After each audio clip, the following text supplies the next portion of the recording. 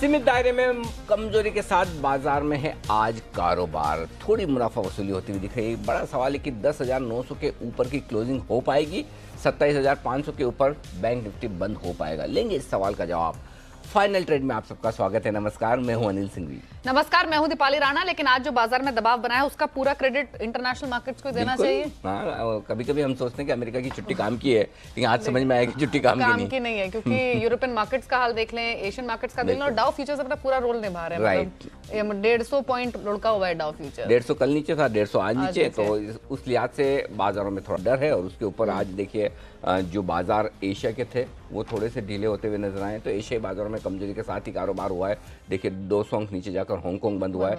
Currency market भी सुस्त है, कच्चा तेल 62-63 की रेंज में। तो दुनिया भर के बाजारों से जो संकेत है वो थोड़े से कमजोरी भरे हैं। आइए बता दें इस वक्त की बाजार की बड़ी बातें क्या है। जो कुछ कमजोरी आपको दिख रही है वो एशियाई बाजारों की वजह से और अमेरिका के फ्यूचर्स की वजह से आपको नजर आएगी। और यही वजह कि 10,900 के आसपास आपको निफ्टी नजर आएगा। उसके भी नीचे हल्का सा ट्रेड करता हुआ दिख रहा था कुछ देर पहले तक। अब थोड़ी रिकवरी आई है।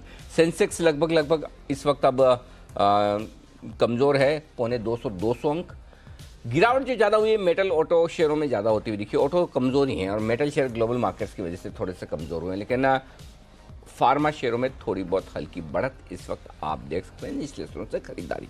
अब फटाफट से ये बताते हैं आपको कि फाइनल ट्रेड में अगले 1.5 घंटे में क्या खास रहेगा। शुरुआत हम करेंगे हर रोज की तरह बचे हुए सत्र के लिए और कल के लिए महत्वपूर्ण ट्रिगर्स क्या हैं उनके साथ। फिर हम आपको बताएंगे कि आज दिन भर के दौरान किन स्टॉक्स पर आई हैं खबरें या फिर रिजल्ट्स किन शेयरों के आए हैं। 2:15 पर एशियन पेंट्स, आज नतीजे आने हैं, अब तक रिजल्ट्स आए नहीं हैं। क्या एक्सपेक्टेशंस हैं, स्टॉक कैसे रिएक्ट कर रहा है, उस पर बातचीत करेंगे। 2:25 पर बताएंगे आईटीसी के नतीजे कैसे आने की संभावना है। 2:30 पर बीटीएसटीटी कॉल्स होंगी, साथ ही होगी निफ्टी बैंक निफ्टी पर अनिल जी की स्ट्रैटेजी। 2:40 पर इंडिगो के नतीजे कैसे रहेंगे, इसका पूरा विश्लेषण आपके सामने रखेंगे। साथ ही चर्चा करेंगे यूनाइटेड स्पिरिट्स के भी तिमाही नतीजे कल जारी होंगे। 3 बजे हम बात करेंगे बैंक से बेनिफिट की। लेकिन हर रोज की तरह शुरुआत हम कर लेते हैं मानसी के साथ। समझ लेते हैं बचे हुए सत्र के लिए कौन कौन से रिजल्ट्स बचे हैं और कल के लिए क्या इंपॉर्टेंट ट्रिगर्स हैं। बताइए मानसी। जी बिल्कुल दीपाली, आज से ही वर्ल्ड इकोनॉमिक फोरम का आगाज हो चुका है। शुक्रवार तक यानी कि 25 जनवरी तक ये फोरम चलेगी। दावोस में हो रही इस फोरम में देश और दुनिया के कॉर्पोरेट दिग्गज पहुंच ही चुके हैं और भारत के भी तकरीबन 100 से ज़्यादा सीईओज भी यहाँ पर शिरकत कर रहे हैं। तो इस फोरम पर हमारी पूरी नज़र होगी। और इसी के साथ अगर बायबैक और बैठक की अगर बात करें तो एनएचपीसी की एक बोर्ड बैठक होने जा रही है जहाँ पर पूंजी जुटाने को लेकर यहाँ पर सोच विचार होगा। और साथ ही आईओसी का बायबैक आज से 4 फरवरी तक खुल चुका है और बायबैक की साइज जो है 4,435 करोड़ यहाँ पर बताई जा रही है। इसके अलावा अगर नतीजों की मैं बात करूँ, निफ्टी में एशियन पेंट्स के नतीजे आज आते हुए दिखेंगे। साथ ही एफएनओ स्पेस में आईसीआईसीआई प्रूडेंशियल लाइफ के नतीजे आएंगे। और साथ ही अन्य कैटेगरी में Syngene, RS software, Oberoi realty, HDFC standard life जैसी कंपनियां आज ही के दिन अपने नतीजे पेश करेंगी। बात करते हैं कल की। कल बुधवार है तो एक कैबिनेट की बैठक होगी, इस पर तो हमारी नजर होगी ही। लेकिन साथ ही वोडाफोन आइडिया की पूंजी जुटाने पर एक बोर्ड बैठक होने जा रही है, तो इस बैठक और उसके नतीजों पर हमारी नजर होगी। और इसी के साथ अगर नतीजों की बात करें, निफ्टी में आईटीसी लिमिटेड और साथ ही भारतीय इंफ्राटेल दोनों ही कंपनियां कल ही के दिन अपने नतीजे पोस्ट करेंगी। एफएनओ स्पेस में InterGlobe Aviation, Canfin Homes, Pidilite Industries, Raymond जैसी कंपनियों के नतीजे कल आएंगे। और साथ ही अन्य कैटेगरी में DB Corp, Hathway Cable, JM Financial, Radico Khaitan, Vijaya Bank जैसी कंपनियां कल ही के दिन अपने नतीजे पेश करेंगी। तो आज और कल को लेकर ये कुछ एक इवेंट्स, रिजल्ट्स का पूरा एक्शन रहेगा, यानी आज भी और कल भी। कल काफी सारे रिजल्ट्स आने हैं एफएनडो के भी, जिन पर आप करेंगे फोकस। आगे इनफैक्ट हम बताएंगे भी आपको शो के दौरान कि कुछ इंपॉर्टेंट नंबर्स कौन से रहेंगे और एक्सपेक्टेशंस क्या है। खबरों वाले शेयर्स भी आपके लिए कुछ ही दिन में आ रहे हैं, लेकिन एक्सपर्ट्स भी मौजूद हैं। राकेश बंसल हैं, कुणाल सरावगी हैं और विश्वेश चौहान हमारे साथ मौजूद हैं।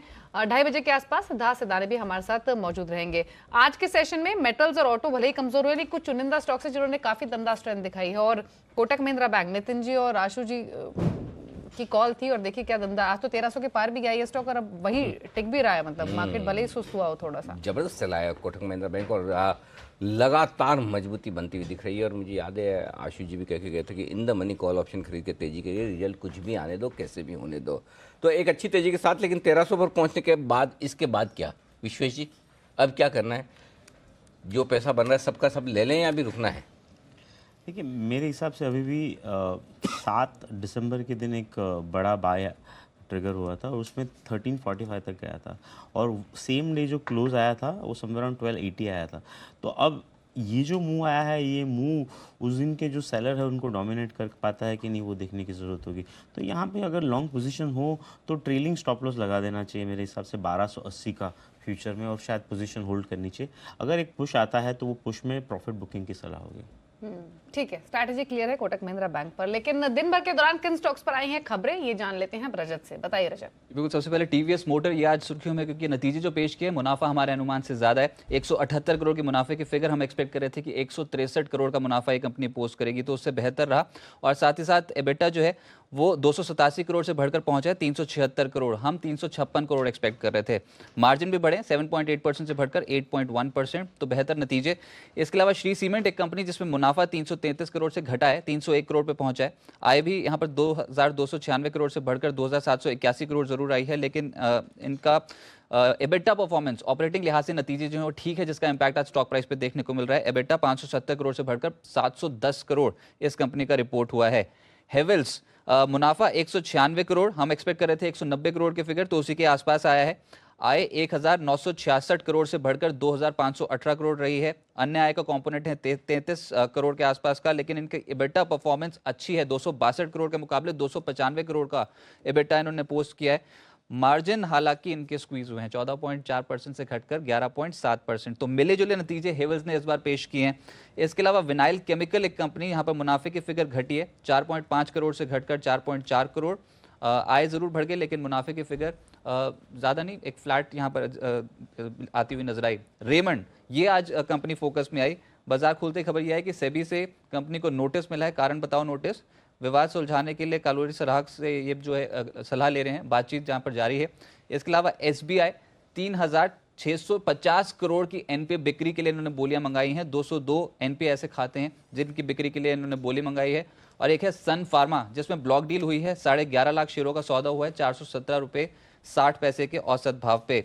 आखिर में ये जो एविएशन स्टॉक्स का डेटा है, इसमें इंडिगो आज दौड़ लगा रहा है, क्योंकि इनका मार्केट शेयर 43.2% और दिसंबर में जो PLF है उसमें भी बढ़ोतरी देखने को मिली है, 84.9% से बढ़कर 88.9%। तो ये सारे स्टॉक्स हैं जो आज खबरों के दम पर ज़बरदस्त एक्शन में दिख रहे हैं। चलिए अब करते हैं शुरुआत, हमारे एक्सपर्ट से करते हैं बात।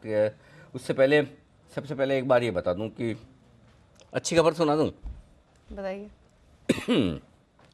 तो कुणाल जी ज़रा सुनिएगा, आपके लिए भी है और विश्वेश जी आपके लिए भी है, सभी दर्शकों के लिए तो है ही है। स्टॉक के नाम बोल देता हूँ मैं। Maruti, Steel Authority SAIL, Tata Steel, एक मिनट, एक दो और स्टॉक है, रुकिए, रिलायंस इंफ्रा, ITC और जुबिलेंट फूड। इन सारे स्टॉक्स में आशु जी, आपके कुणाल जी, कुछ कॉमन है क्या? आशु जी की बिकवाली कॉमन इसमें मुझे लगता है कि इन सब पर हमने बिकवाली की राय दी है कभी ना कभी, अभी हाल में। हाँ, ये कल आशु जी सब में बिकवाली की राय कल देके गए हैं। ये सारे स्टॉक्स में बोला भाई कि देखिए, सेल टिस्को शॉर्ट करना है, मारुति शॉर्ट करना है, रिलायंस इंफ्रा हमेशा शॉर्ट करना है। आपने कहा था थोड़ा ऊपर में करना है, कुणाल जी ने बोला था। ITC बोले बेच के निकल जाइए, और जुबिलेंट फूड भी शॉर्ट करना है। अब इनमें कॉमन, सारे स्टॉक कॉमन है, लेकिन एक चीज़ अच्छी खबर जो है वो बता दूँ। वो आशु जी मैसेज देकर कह रहे हैं भाई, जिन जिन लोगों ने कल ये सुनकर शॉर्ट किया है वो कृपया करके शॉर्ट कवर कर लें। सब स्टॉक्स में? हाँ, सब में मंदी काट लीजिए भाई। ये आशु मदान की राय है, जरा लिख लीजिए, तो चला दीजिए लिख कर कि आशु मदान जी की राय है, मंदी काट लीजिए। लेकिन साथ ही मंदी काट लेने का मतलब ये बिल्कुल ना समझे कि तेजी करनी है आपको। अभी वो इनमें तेजी करने की राय नहीं दे रहे, वो बोल रहे कि एक बार पैसा आ रहा है, कल शॉर्ट दिया था, आज पैसा आपका बन रहा है। अच्छा, ये स्टॉक्स क्योंकि कमजोर हैं सभी आज का। हाँ, बट मतलब वो प्रॉफिट्स लेने की सलाह दे रहे हैं मंदी की कॉल पे। बस, तो ये मंदी की कॉल में प्रॉफिट बुकिंग कर लें। और इसका मतलब ये नहीं कि इनको खरीदना है, आपको फ्रेश तेजी नहीं करनी है, सिर्फ मंदी काटनी है। वापस कहाँ बेचना है, कब बेचना है, उस पर उनकी पैनी नजर है, वो फिर से बताएंगे। तो मैंने कहा एक बार आपको अपडेट कर दूं। आपका भी कोई भी अपडेट रहेगा तो मुझे बताइएगा, तो मैं एक बार अपडेट कर दूंगा जो भी आपके कॉल्स हैं जहां अपडेट करना चाहें। ठीक है, तो ये तो आशु जी की कॉल्स हुई, लेकिन स्टॉक्स जहां पर आज जोरदार एक्शन बन रहा है तेजी का, भले ही थोड़ा सा बाजार सुस्त है, वो है हेवल्स। अब जैसे कि रजत ने अभी भी बताया कि नतीजे अगर आप देखेंगे तो आय और मुनाफा तो अनुमान से बेहतर है, मार्जिन इनके घटे हैं, लेकिन स्टॉक उसके बावजूद भी 5% इसलिए दौड़ा है क्योंकि रिजल्ट्स के साथ साथ जो मैनेजमेंट के बयान आए वो बहुत मजबूत है। वो ये बोल रहे हैं कि मार्जिन हमारे इस तिमाही में जरूर घटे हैं, लेकिन अगली तिमाही में मार्जिन वापस बढ़ जाएंगे, क्योंकि एक तो उन्होंने प्राइस हाइक किया है, उसका फायदा मिलेगा, और साथ ही जो कमोडिटी कॉस्ट जो लगती है उसकी कीमतें भी कम हो गई हैं, तो उसका बेनिफिट भी मिलेगा। अब कुणाल जी ये बताइए करना क्या है? 713 714 पर ऑलरेडी स्टॉक आ चुका है, कैश में भी और फ्यूचर्स में भी, दोनों जगह 5-5% दौड़ा हुआ है। इतनी तेजी के बाद अब क्या करें जिन्होंने मिस कर दिए है? देखिए दीपाली, जिस तरह का स्ट्रक्चर है हेवल्स का, इसमें आज एक बड़ा मूव आया है और एक रेजिस्टेंस सामने नजर आती है, ये 725 पर है। तो मुझे लगता है इन स्तरों पर खरीदने में जल्दबाजी नहीं करनी चाहिए, एक बार वेट एंड वॉच करते हैं।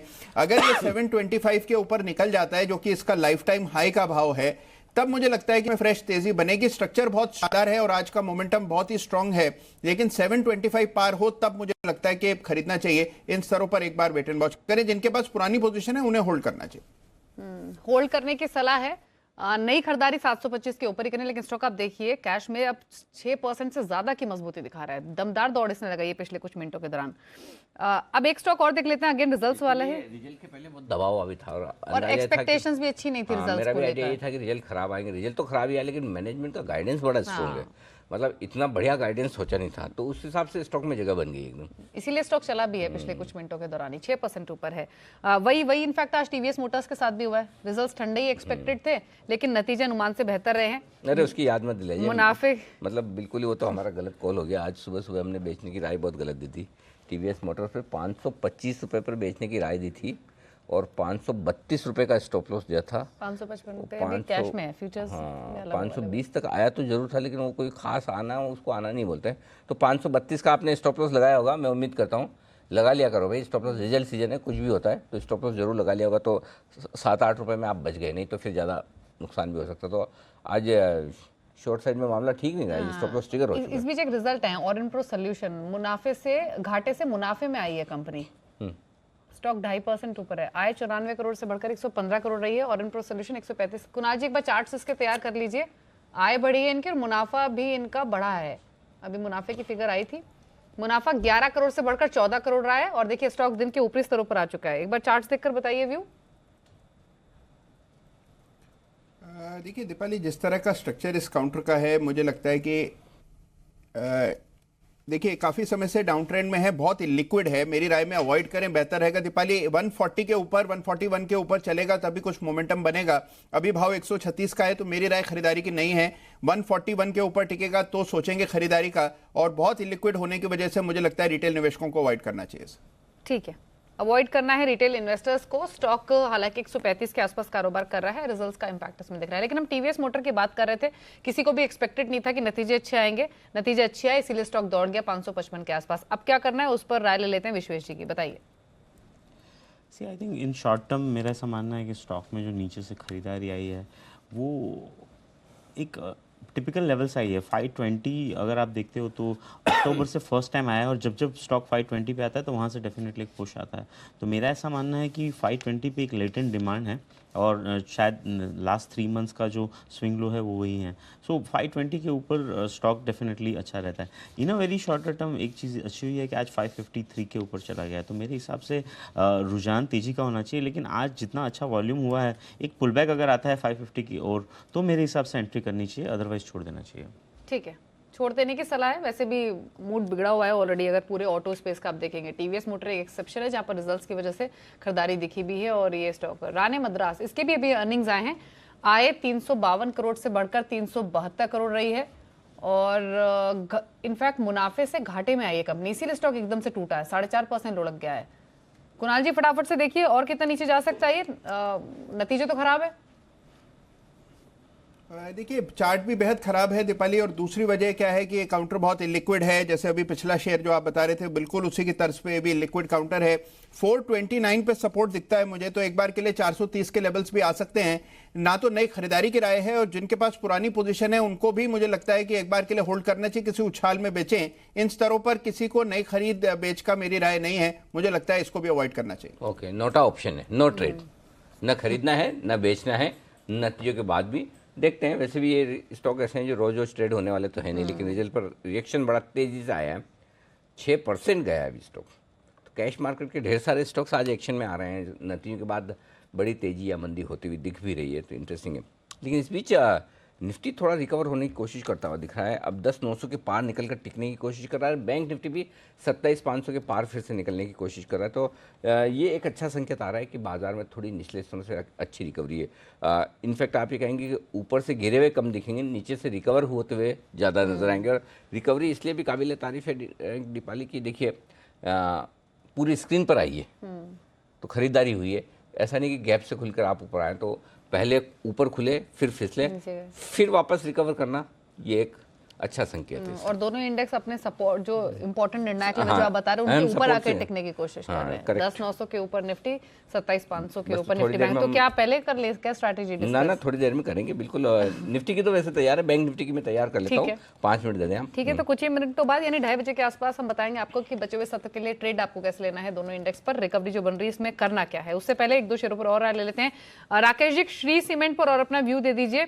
रिजल्ट्स आए हैं, मुनाफा भी घटा है, आय इनकी बढ़ी है, मार्जिन इनके बढ़ गए हैं लगभग 1% के आसपास। स्टॉक रिकवर तो जरूर हुआ निचले स्तरों से, लेकिन अभी बिल्कुल फ्लैट है। कैसे लगते हैं चार्ट्स स्टॉक के?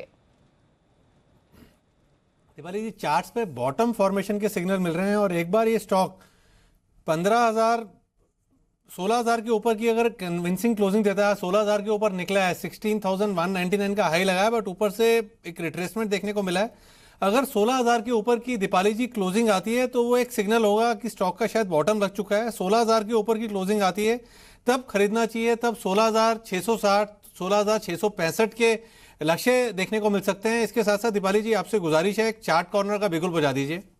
ठीक है, तो चार्ट कॉर्नर यानी एक स्टॉक आ रहा है। अब राकेश जी, कुणाल जी को पसंद बिकवाली की तरफ है या फिर खरीदारी की तरफ है वो देखना होगा, लेकिन रुक कर लेते हैं सीधे चार्ट कॉर्नर का।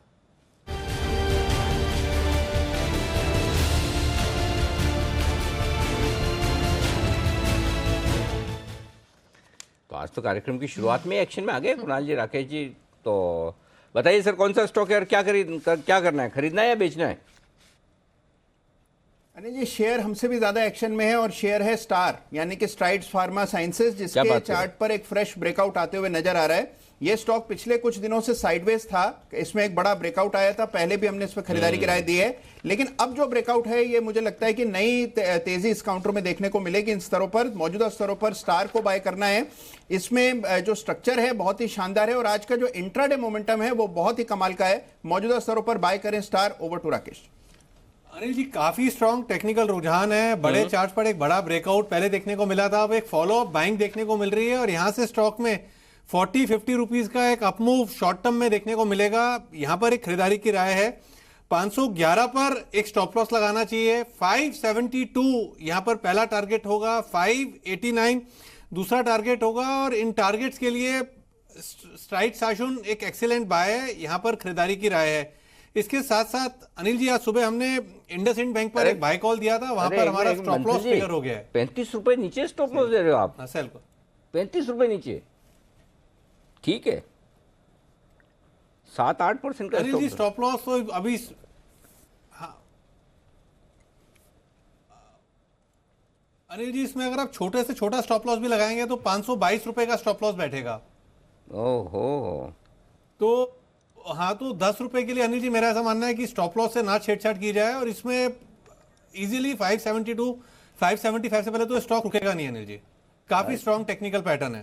ठीक है, ओके, चलिए। हाँ, आप और कुछ बता रहे थे, किसी भी बाकी कॉल्स पे आप अपडेट दे रहे थे, बताइए सर।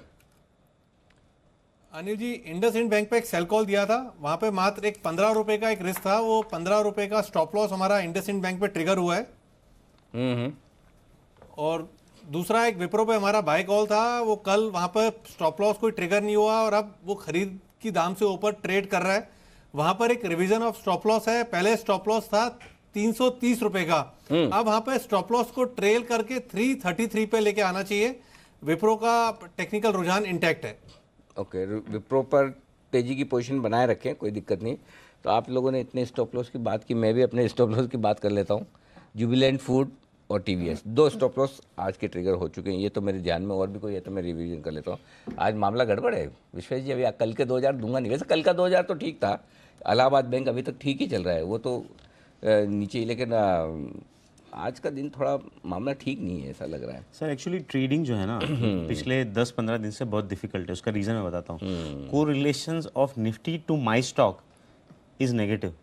ओके, मतलब आप समझिए, आपके पोर्टफोलियो में जो भी है, अगर निफ्टी ऊपर है तो वो नीचे है, हाँ, अगर निफ्टी exactly. नीचे है तो वो ऊपर है। करेक्ट। तो मेरा ऐसा मानना है कि ये बहुत डिफिकल्ट मार्केट ट्रेड करने का, और यहाँ पे जो सबसे सिंपल फॉर्म होता है वो होता है आप उतनी क्वांटिटी खरीदे जितना आप रिस्क एब्जॉर्ब कर सकते हो, वरना आप इम्पेशेंट हो जाओगे। और दूसरी चीज़ होती है, बिकॉज मार्केट रेंज बाउंड है, lower end of the range में कॉन्ट्रेन होइए और अपर एंड ऑफ द रेंज में थोड़े से आप एग्रेसिव होकर शॉर्ट कर सकते हो। और कहीं ना कहीं ब्रेकआउट ट्रेड्स जो है वो अवॉइड करनी चाहिए, क्योंकि ब्रेकआउट्स आर फेलिंग।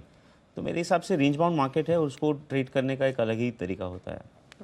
ठीक है, एशियन पेंट्स इसके रिजल्ट्स अभी आए नहीं हैं, नंबर्स कैसे आ सकते हैं फटाफट से ये समझ लेते हैं और उसके बाद इस पर स्ट्रैटेजी भी देखेंगे। संदीप ग्रोवर हमारे साथ मौजूद है। बताइए संदीप, कैसे नंबर्स आ सकते हैं एशियन पेंट्स के? देखिए, इनकी जो आय है उसमें 15% की बढ़त साल दर साल आ सकती है, क्योंकि डेकोरेटिव कारोबार जहां पे सबसे ज़्यादा इनका रेवेन्यूज आता है वहां पे वॉल्यूम ग्रोथ पिछले साल 11% रही थी, वो बढ़कर 12.25% के आसपास की हो सकती है। लेकिन जो कारोबारी मुनाफा है, जो अबिडा है, उसमें आप देखेंगे केवल 6% के आसपास की बढ़त आएगी, क्योंकि एक तो इनका ब्याज और दूसरा डेप्रिसिएशन खर्च ये इस बार बढ़ते हुए दिखेंगे। और वैसे भी मार्जिन्स में करीब 2% के आसपास का प्रेशर आएगा, क्योंकि जो हाई कॉस्ट इन्वेंट्री है उसका इस्तेमाल हो रहा है। पिछले साल के मुकाबले अगर आप देखें तो 10% क्रूड की कीमतों में उछाल आया, तो उस वजह से जो हाई कॉस्ट इन्वेंट्री उस वजह से मार्जिन्स में करीब 2% के आसपास का डिप आएगा और 20% के नीचे के जो मार्जिन्स है कंपनी रिपोर्ट कर सकती है। लेकिन मुनाफा अगर आप देखें 9.5% के आसपास बढ़ता हुआ दिखेगा, क्योंकि इस बार थोड़ी टैक्स से राहत आ सकती है, टैक्स दर में कमी आएगी, जिससे कारोबारी मुनाफा 6% बढ़ेगा, लेकिन जो मुनाफा है उसमें करीब 9.5% के आसपास की बढ़त आ सकती है। तो नेट ये देखना होगा कि जो हाई कॉस्ट इन्वेंट्री है उसका कितना इंपैक्ट मार्जिन्स के ऊपर आता है और टैक्स दर में कितनी कमी होती है, जिसके ऊपर आखिरकार मुनाफे का नंबर डिपेंड करेगा। और स्टॉक नतीजा आने से पहले थोड़ा सा सुस्ती है, कल तो अच्छी तेजी दिखा रहा था, 2% के आसपास बढ़कर बंद हुआ था, लेकिन आज थोड़ा सा ठंडा है। नंबर्स मिले जुले आ सकते हैं, सेल्स और प्रॉफिट में तो डबल डिजिट ग्रोथ आ सकती है, लेकिन मार्जिन्स इंपॉर्टेंट रहेंगे। अब विश्वेश, आप बताइए, रिजल्ट से पहले आपके हिसाब से कुछ स्ट्रैटेजी बनती है एशियन पेंट्स पर, छोड़ दें? मेरे हिसाब से रिजल्ट से पहले ये जो सारे स्टॉक्स हैं इनमें एक ही स्ट्रैटेजी होती है जो मैं मोस्टली फॉलो करता हूँ, होता है शॉर्ट वॉल स्ट्रैटेजी। और कहीं ना कहीं stock upper end of the range में ट्रेड कर रहा है, तो यहाँ पे अगर आप स्टॉक शॉर्ट ना करें तो एक रेंज को शॉर्ट करना चाहिए, क्योंकि एशियन पेंट रिलेटिवली ऑप्शन में लिक्विड स्टॉक होता है। तो इसके 1440 के कॉल ऑप्शन में हाईएस्ट हुआ है 4,75,000 और 1420 के कॉल ऑप्शन में है 4 लाख। तो मेरा ऐसा मानना है यहाँ पे अगर आप 1440 का कॉल ऑप्शन शॉर्ट करते हो तो आपको 27 रुपये क्रेडिट मिलती है, और उसमें नीचे में मेरा ऐसा मानना है कि 1360 का पुट ऑप्शन शॉर्ट करना चाहिए। इनफैक्ट एशियन पेंट्स के रिजल्ट्स आ चुके हैं, 636 करोड़ मुनाफा आया है, 608 करोड़ का अनुमान था, तो मुनाफे का आंकड़ा तो शुरुआती जो आंकड़ा आया है वो अनुमान से थोड़ा सा बेहतर दिख रहा है। 636 करोड़ के आसपास का मुनाफा कंपनी ने पोस्ट किया है, तो मुनाफे का आंकड़ा उनमें से थोड़ा सा बेहतर है। सबसे पहले नतीजे आप देख रहे हैं जी बिजनेस पर। देखिए, ऑपरेटिंग प्रॉफिट पर नजर रखिए, 962 करोड़ ये हमारा अनुमान है, हम आपको बताएंगे तुरंत कि कितना आता है। 19.6%, 19.5% के आसपास के मार्जिन की उम्मीद है। उम्मीद में आपको तुरंत फटाफट आपके सामने रख दूं, और रेवेन्यू 4,910 करोड़ का हम उम्मीद कर रहे हैं, तो उससे आपको अंदाजा लग जाएगा कि इस तरह। कुणाल जी चार्ट को फटाफट तैयार करिए, क्योंकि नंबर्स आ चुके हैं। पहले जल्दी से मुझे रेंज दीजिए एशियन पेंट्स के, जब तक दूसरे नंबर्स आए। अनिल जी देखिए, तेजी 1430 से पहले नहीं करनी है, तो 1430 ऊपर का लेवल है, और नीचे की ओर मुझे लगता है कि 1412 फ्यूचर के लेवल के नीचे अगर ट्रेड करता है तो 1400 के लेवल्स आ सकते हैं। 1430 से पहले तेजी नहीं करनी है, ये क्लियर है चार्ट्स में। 1412, 1430 इस रेंज में नो ट्रेड है, नो ट्रेड है। 1412 के नीचे सेल का ट्रेड है, जिसमें 1400 के लेवल्स आने की संभावना दिखती है। ओके, 1412 तोड़ने की फ्यूचर्स में तैयारी कर रहा है। जी हाँ, बिल्कुल। और अगर 1412 के नीचे शॉर्ट करना है 1400 के लेवल के लिए, तो स्टॉप लॉस क्या होगा? लो अनिल जी, 1400 हो गया है बात करते करते। अरे भाई 1400 हो गया है। कैसे कर लेते हैं आप ये सब? अब क्या करना है? 1395 जा रहा है ये जा रहा है अनिल जी, लेकिन मुझे नहीं लगता 1395 के आसपास सपोर्ट है। खरीदारी की राय नहीं है, स्ट्रक्चर कमजोर हुआ है अनिल जी, और मुझे लगता है कि एक बार जिन्होंने शॉर्ट किया है प्रॉफिट लेना चाहिए, एग्जिट करें। अच्छा विश्वेश जी, इनफैक्ट मैं वही बोल रहा था, ये रिजल्ट के वक्त जो है ना वो पिक्चर अंधाधुन वाली वैसा याद आता, कुछ भी होता है। देखिए एक चीज समझिए, रिजल्ट से पहले वॉल बहुत हाई थी। इनफैक्ट जब मैं दीपाली से बात कर रहा था 1440 का एक मिनट, ऑपरेटिंग प्रॉफिट तो बढ़िया है, 1043 करोड़ का है, हमारा 962 करोड़ का अनुमान था। मार्जिन 19.7, तो इतने खराब नहीं रिजल्ट जो कुणाल जी बोल रहे हैं वो ठीक है बात। 1395 के आसपास रुकना चाहिए, थोड़ा सा नीचे EBITDA गया। भी अनुमान से बेहतर है। हाँ, रिजल्ट इतने खराब नहीं है भाई, EBITDA है। जितने आप स्टॉक की मेरे को लगता है वो सब पहले से खरीद के बैठे हैं ना सब लोग। वो कल चला था ना 2% के आसपास। देखो आशीष कुकरेजा जी दो तीन हफ्ते से आशीष कुकरेजा जी बोल रहे थे, नितिन जी ने भी हमारा रिकमेंडेशन दी थी खरीदारी करने की। ₹2.85 का अंतरिम डिविडेंड भी दिया है। ठीक है, डिविडेंड भी है साथ में, तो कुल मिलाकर ऑपरेटिंग लेवल पर तो परफॉर्मेंस ठीक है, परफॉर्मेंस खराब तो नहीं है। कुणाल जी एक बार फटाफट से वापस बता दो चार्ट, सब परफॉर्मेंस खराब नहीं है भाई। अरे जी देखिए, चार्ट के हिसाब से बिल्कुल ठीक रहा। 1412 जैसे ही टूटा वैसे 1400 तक जाने की उम्मीद थी, 1390-95 तक गया। अब एक पुल बैक आ रहा है। मुझे लगता है कि जब तक अब 1425 पार नहीं होगा, नई तेजी नहीं करनी है, और नई मंदी तभी करनी है जब 1395 पार होगा। तो जब तक इस रेंज में अब अवॉइड करना है। ओके, 1395 के नीचे खराब है, 1425 के ऊपर अच्छा है। और ये है गोल पोस्ट 30 रुपए का, इसके बीच में कुछ मत करिए, इधर से उधर पास देते रहिए एक से दूसरे खिलाड़ी को। विश्वेश जी ठीक है ना ये मामला? मेरे हिसाब से प्री रिजल्ट जो इम्प्लाइड वॉलेटिलिटी होती है वो ज़्यादा होती है, और स्टॉक में 1440 के कॉल ऑप्शन में 4,75,000 हुआ था, वहाँ पे ऑलरेडी 1 लाख शेयर बढ़, अभी 4,87,000 हुआ है। मेरा ऐसा मानना है 1440, क्योंकि 1430 चार्ट पे रेजिस्टेंस है, वो 20 रुपये क्रेडिट देता है, और नीचे में क्योंकि अभी 1390 का सपोर्ट ले गया है, तो जो 1360 का मैं आपको पुट बोल रहा था उसको आप शिफ्ट करके 1400 तक भी ले आ सकते हो। तो 1400 का पुट 30 रुपये और 1440 का कॉल 20 रुपये, तो आपको 50 रुपये क्रेडिट मिलती है। मेरा ऐसा मानना है Asian Paint by and large 1450 upside और 1400 लोअर साइड, तो ये जो स्ट्रैटेजी है शॉर्ट स्ट्रेंगल ये करनी चाहिए, क्योंकि इवेंट इज ऑलरेडी आउट। लेकिन स्टॉक रिकवर हुआ है निचले स्तरों से। 1419 का भी फ्यूचर्स में भाव है, और कैश में भी 1416, 1700 के आसपास, 1425, अब 1426 इनफैक्ट हो चुका है फ्यूचर्स में। रिकवर तो हो रहा है निचले स्तरों से काफी अच्छी तेजी से। एशियन पेंट्स नंबर्स भी अगर आप देखेंगे इनफैक्ट अब हरे निशान में आ चुका है। कुणाल जी आपने क्या बताया था, 1425 पार करेगा तो तेजी करनी चाहिए इसमें? जी 1425 के ऊपर खरीदना चाहिए दीपाली, और मुझे लगता है 1425 को अभी फ्यूचर्स में पार किया है। 1425 के ऊपर अगर टिका रहता है तो 1440 इसमें इंट्राडे में दोबारा आ सकता है, लेकिन 1425 के ऊपर ही खरीदना है। ठीक है, फ्यूचर्स में 1425 के पार टिके तो ही आपको खरीदना है, तब टारगेट रहेंगे 1440 के। और स्टॉक रिकवर हुआ भी है, और अब कैश में हरे निशान में आ चुका है। 1421, 1422 के आसपास कारोबार करते हैं, क्योंकि रिजल्ट्स अगर आप देखेंगे एक मार्जिन का ही फिगर है जो अनुमान के से थोड़ा सा नीचे है। अदरवाइज एबिटा, प्रॉफिट्स और साथ ही आय, वो एक्सपेक्टेशंस, हाँ, क्योंकि सिर्फ 20 बेसिस पॉइंट नीचे, 19.9% के आसपास के एक्सपेक्टेशंस कर रहे हैं। 19.6 का है अनुमान, तो 19.7, 19.6, हाँ, तो 9.2 तो ठीक ही आया 10 बेसिस पॉइंट। हाँ ठीक है, खराब तो है नहीं, रिजल्ट तो ठीक ही आया। अब स्टॉक की खैर कहीं भी जाए वो एक अलग बात है, बाकी रिजल्ट तो बुरे नहीं है किसी हिसाब से, नहीं आ गया 1415-20। अभी ये तो रेंज ही 1425 रहेगी हो अनिल जी, गया। अगर आप देखेंगे तो प्री रिजल्ट भी जो रेंज थी, और इनफैक्ट जिस हिसाब से प्राइस में ब्रेकआउट हुआ, कहीं ना कहीं ऐसा मानता है market reflects everything which is known to the market. तो इस हिसाब से ये जो स्ट्रेंगल है, ये अगर आपको 55 रुपये देती है तो आपका जो लॉस है वो 1350 और 1460 के ऊपर होता है। तो मेरे हिसाब से this is a pretty nice range जिसके अंदर में आप आराम से ट्रेड कर सकते हो। डन, ठीक है। तो रेंज के जिस सिरे की तरफ पहले पहुंचे उसके विपरीत ट्रेड कर लीजिए, सिंपल है। ये हो गया आपका एशियन पेंट्स। आज का निफ्टी का एकमात्र रिजल्ट खत्म। अब एफएनओ में बचा आईसीआईसी प्रू, वही आना बाकी, बाकी तो सब आ गए। हेवल्स आ गया, सीमेंट आ गया, बस वही बचा आईसीआईसी प्रू। आईसीआईसी प्रू थोड़ी देर में देखते हैं, देखिए क्या। कल बड़ा एक्शन वाला दिन, मजेदार है कल। कल आईटीसी, ढेर सारे भारती इंफ्रा, काफी सारे स्टॉक्स हैं। तो 2:30 बज गए, तो स्ट्रैटेजी तैयार है? तैयार है, हम तो कब से ठीक है। तैयार हैं। तो सबसे पहले तो 5 ट्रिगर्स जो हम हर रोज बताते हैं वो एक बार फिर से देख लेते हैं। सबसे पहले देखते हैं एशियन मार्केट्स को, कमजोर बंद हुए हैं, 200 अंक नीचे हांगकांग का बाजार बंद हुआ है। बाकी मार्केट्स पे आधा से 1% के आसपास की वीकनेस दिखी है। यूरोपियन मार्केट्स का हाल अभी देखेंगे तो थोड़े सुस्त हैं, गिरावट बहुत ज्यादा तो नहीं है, 1.25% नीचे तीनों ही यूरोपीय बाजार हैं। और यूएस की फ्यूचर्स देखेंगे तो 150 अंकों के आसपास की वीकनेस अभी डाउ में है, और नेस्डेक में भी $0.25 की गिरावट नेस्डेक फ्यूचर्स में दिख रही है। कच्चा तेल ये $62 के नजदीक कारोबार कर रहा है, $0.1% नीचे है। और रुपए को इनफैक्ट देख लेते हैं, रुपया 7 पैसे कमजोरी के साथ 71.34 के ऊपर। तो कोई ऐसा संकेत मतलब है तो कमजोरी की तरफ ही है, कोई भी ऐसा ट्रिगर तो नहीं जो आपको ये बताए कि मजबूत है। तो बाकी सारे संकेत तो कमजोर हैं। इसके संकेत के दम पर आप ये तो नहीं सोचेंगे कि अमेरिका में बड़ी तेजी हो जाएगी। अब हो जाए वो एक अलग बात है, लेकिन फिलहाल तो कोई ऐसा संकेत आपके लिए नहीं है जिससे कि आप बड़ा कॉन्फिडेंट हो तेजी को लेकर। सिर्फ ये कि तेजी होनी तो हमारे अपने संकेतों पे होनी, डेटा पर। वो क्या इंडिकेट कर 10,900 निर्णायक लेवल है। क्यों है? क्योंकि 10,900 के पुट और कॉल दोनों पर 30-30 लाख शेयरों का ओपन इंटरेस्ट है। देखिए कल दीपाली क्या हुआ, कल 10,900 के पुट पे 6 लाख शेयर जुड़े थे, और आज हुए हैं 2 लाख कम। आज कॉल्स में 5 लाख शेयर जुड़े हैं 10,900 के। तो आज पोजीशन मंदी की बनी है 10,900 पर, तेजी की नहीं, कॉल राइटिंग हुई है।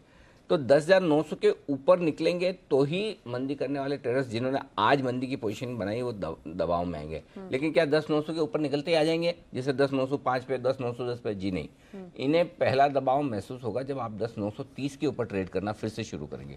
तो अब बचे हुए समय के लिए बहुत जरूरी कि निफ्टी 10,930 के पार निकल कर ट्रेड करे, तो ही ताकत आपको मिलेगी। इसीलिए आज हमने निर्णायक लेवल 10,925 दिया था, नहीं कि 10,900।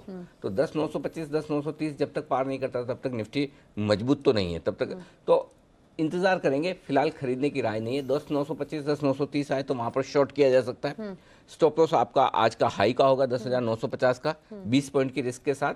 नीचे आपको 10,900 फिर से मिल सकता है। तो मैं शॉर्ट का इंतजार कर रहा हूँ, थोड़ा सा ऊपर आए तो खरीदना है तो फिर आप थोड़ा नीचे लीजिए, 10,850 के आसपास, 10,850, 10,875 की रेंज में आएगा तो वहां खरीदिए।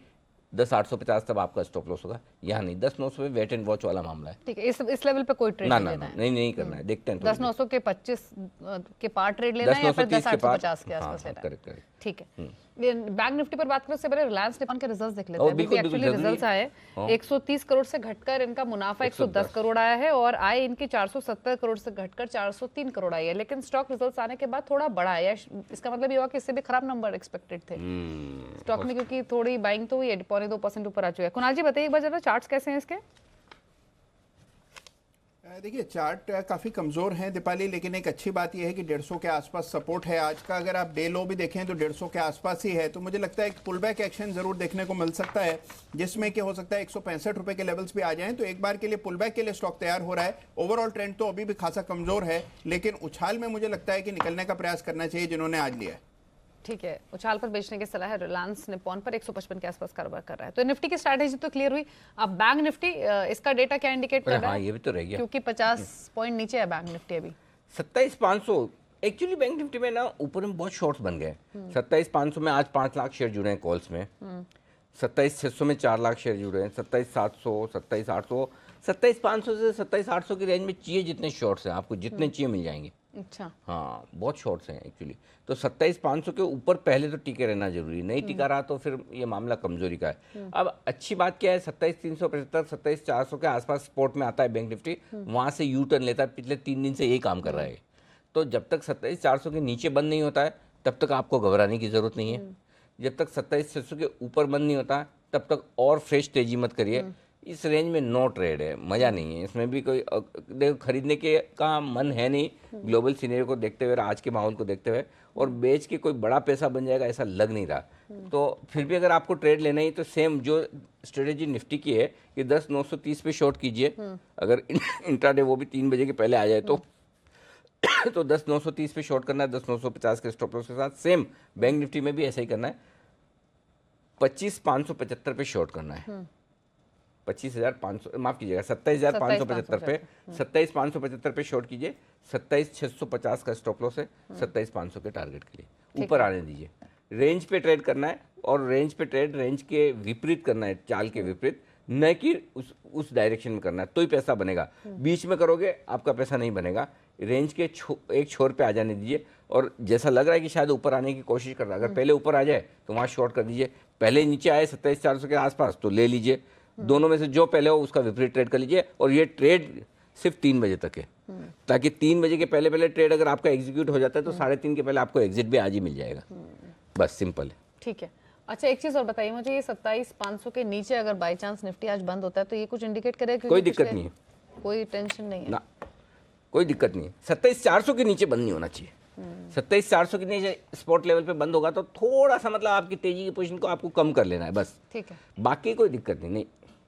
ठीक। और आपको एक चीज़ और बताऊं, जिस तरह का अभी तो खैर ठीक है 1 घंटा है, मैं आखिरी आधा घंटा देख के आपको एक आइडिया ये भी देने की कोशिश करूंगा कि आज अमेरिका में किस तरह का ट्रेड हो सकता है। फिर कई बार मैं आपको बताऊं कितनी बार ऐसा होता है, हिंदुस्तान के मार्केट अमेरिका के लिए बहुत डायरेक्शन देते हैं। हम लोग क्या है, हम लोग तो वो आदत ऐसी पड़ी हुई ना कि जो बाहर वाले करते वही सही है, हमारे वाले गलत है। हमारा मार्केट बहुत मैच्योर और सही है। कितनी बार मतलब आप 5 में से 3 या 4 दिन तो आप आराम से इंडियन मार्केट देखो, अमेरिका का अंदाजा लगा सकते हैं वहाँ कैसा ट्रेडिंग सेशन होगा।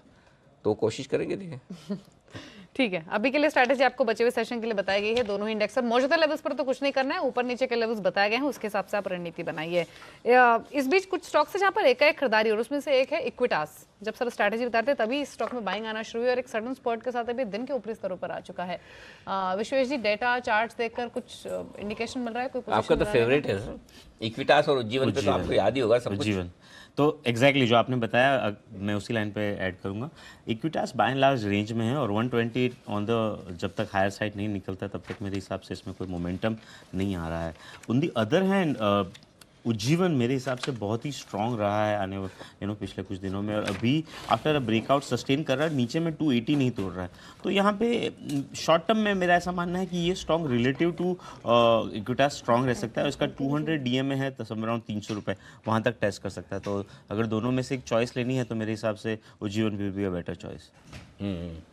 ओके, तो ये है राय आपके लिए उज्जीवन पर, बिल्कुल साफ तौर पर खरीदारी करने के लिए आज से है। स्टॉक एक और जो मजबूती के साथ ट्रेड कर रहा है वो है टाइटन, 2% मजबूत है। देखिए, जो आदमी सुबह जल्दी उठेगा, टाइम से आएगा, ज़्यादा काम करेगा, उसका फ़ायदा उसको मिलेगा, ये बात पक्की है। और ये किससे मिला फायदा? राकेश जी को, और किसको?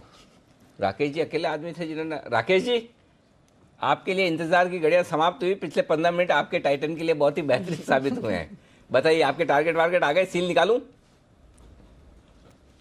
नहीं अनिल जी, टारगेट तो आ गए हैं, बट अभी थोड़ा सा रुकना चाहिए। मुझे लगता है 996, 999 के लेवल्स देखने को मिलेंगे अनिल जी। और ये स्टॉक 1:32 से एक्शन में आया हुआ है, और दोबारा से जैसे आपने बोला 15 मिनट पहले से एक्शन पे आया है, और ये 1000 की तरफ जा रहा है। तो किसी ने लिया है सुबह सुन के, तो थोड़ा सा होल्ड करना चाहिए। किसी ने लिया क्या है? किसी बहुतों ने लिया होगा तभी तो बढ़ा है, नहीं लिया होता तो बढ़ता कैसे सर? तो अभी स्टॉप लॉस को रिवाइज करना तो बताओ अनिल जी। अब स्टॉप लॉस तो अभी ना 958 का ही बैठता है, सुबह वाले स्टॉप लॉस को रिवाइज करके, क्योंकि अभी तो एकदम बड़ा है। और छोटा स्टॉप लॉस 972 का बैठता है, बट मुझे लगता है उससे पहले यहाँ पर 996, 1000 के लेवल्स देखने को मिलेंगे, और कुछ कॉल्स भी आएंगी लोगों की, तब मुनाफा बांधना चाहिए ऊपर में। अच्छा देखो, अच्छा ये वैसे तो देखो, ये कोई पहला और आखिरी बार तो है नहीं राकेश जी कि आपका कॉल सही पड़ा हो। बहुत सारे स्टॉक्स पे पड़ता है, रोज ही पड़ता है।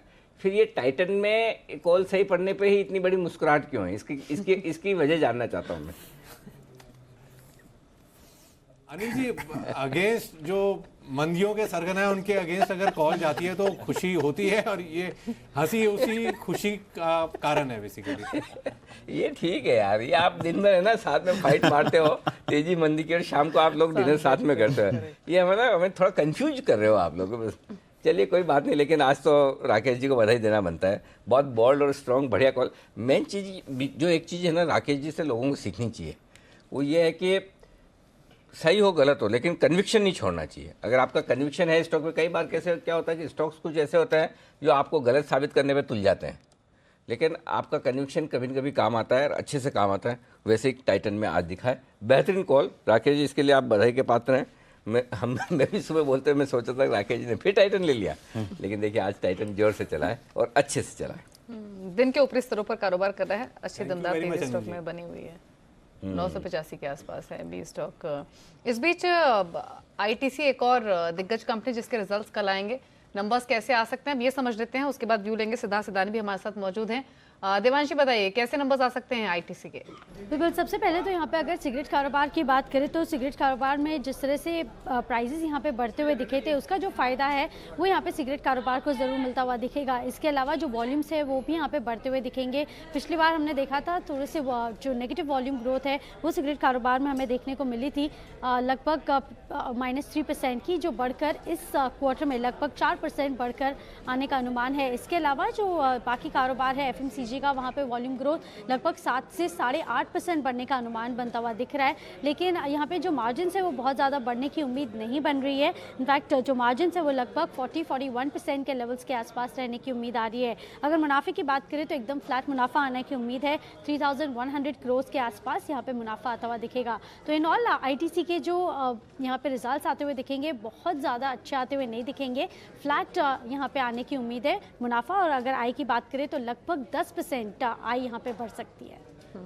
शुक्रिया देवांशी आपका ये अनुमान बताने के लिए। सिद्धार्थ सिदानी भी हमारे साथ मौजूद हैं। Siddharth, good afternoon.